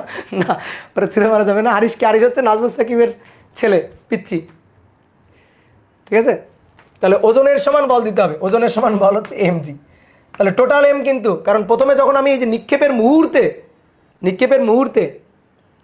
সাকিব, একজন সাকিব ভাইকে নিতেন, সাকিব ভাইকে কোলে নিব, ভাই মাফ কর ভাই, ভাই সাকিবকে কোলে নিব, আমি সাকিবের বাচ্চার উদাহরণ দিলাম, আরিশের উদাহরণ দিলাম, ও বলতেছে সাকিব ভাইকে নিতেন, পাগলা। mg, m এর মান, তাহলে টোটাল ভর, মোট ভর 2.45। ভালো বলছিস যে সাকিবকে তুলে ধরতাম 10⁶ × 9.8, এই যে এখান থেকে মান আসবে। ওকে ডান, ঠিক আছে? আমি এই যে দেখো মোট ভর এত বলছে, অনেকে বলছে ভাই এর সাথে জ্বালানি যোগ করলে না, যে ভাই আমার মোট ভর বলে দিছে, তাহলে আমি এর সাথে আবার জ্বালানি কেন যোগ করব? মোট ভর মানে কি? জ্বালানি সহই তো মোট ভর, ঠিক আছে? মোট ভর মানে কি? জ্বালানি সহ তো মোট ভর। এবার 2 নম্বর কি বলছে, এবার 2 নম্বরটা দেখো কি বলছে, এই ধাক্কা অর্জনের জন্য জ্বালানি ব্যবহারের হার নির্ণয় করো। এই ধাক্কা অর্জনের জন্য জ্বালানি ব্যবহারের হারটা নির্ণয় করো, যে জ্বালানি কি হারে জ্বালানি নির্গত করতে হবে। তাহলে FR = কি? VR dm dt। তাহলে এই ধাক্কা অর্জনের জন্য, এই ধাক্কা অর্জনের জন্য dm dt বের করতে বলছে। তাহলে এখান থেকে FR এর মানটা পাবো, ওকে? পাওয়ার পরে dm dt-টা আমাদের বের করতে হবে। তাহলে আমাদের অবশ্যই VR জানা আছে, হ্যাঁ জানা আছে, এই যে VR 3.1 × 10⁻³ কথা বুঝছো? তাহলে এখান থেকে dm dt বের করা যাবে। তো এই ম্যাথটা জাস্ট বোঝানোর জন্য দিলাম, তুমি শিওর থাকো তোমাদের এই টাইপের ম্যাথ রকেট থেকে আসবে না, কারণ এই অধ্যায়ে এত গুরুত্বপূর্ণ টপিক আছে, যার জন্য রকেট থেকে কোশ্চেন দেওয়ার মানে সম্ভাবনাটাই খুবই কম থাকবে। তাহলে কি শেষ আমাদের পড়া? শেষ। রয়্যাল টিচারকে কোলে নিবা, আল্লাহ, শেষ, আমি শেষ। হ্যাঁ, তোমাদের অভি ভাই আর হচ্ছে সাকিব ভাই তো ভুড়ি বানানোর প্রতিযোগিতা করতেছে, আর তুমি বলতেছো এদেরকে তুলে ধরবো। এর চেয়ে রকেটই ভালো, এর চেয়ে রকেটই ভালো। তাহলে শোনো, মোটামুটি এই অধ্যায় শেষ। আজকের ক্লাসটা হচ্ছে কি, যে আজকের ক্লাসে যে টপিকগুলো পড়ালাম এগুলো সব খুচরা টপিক।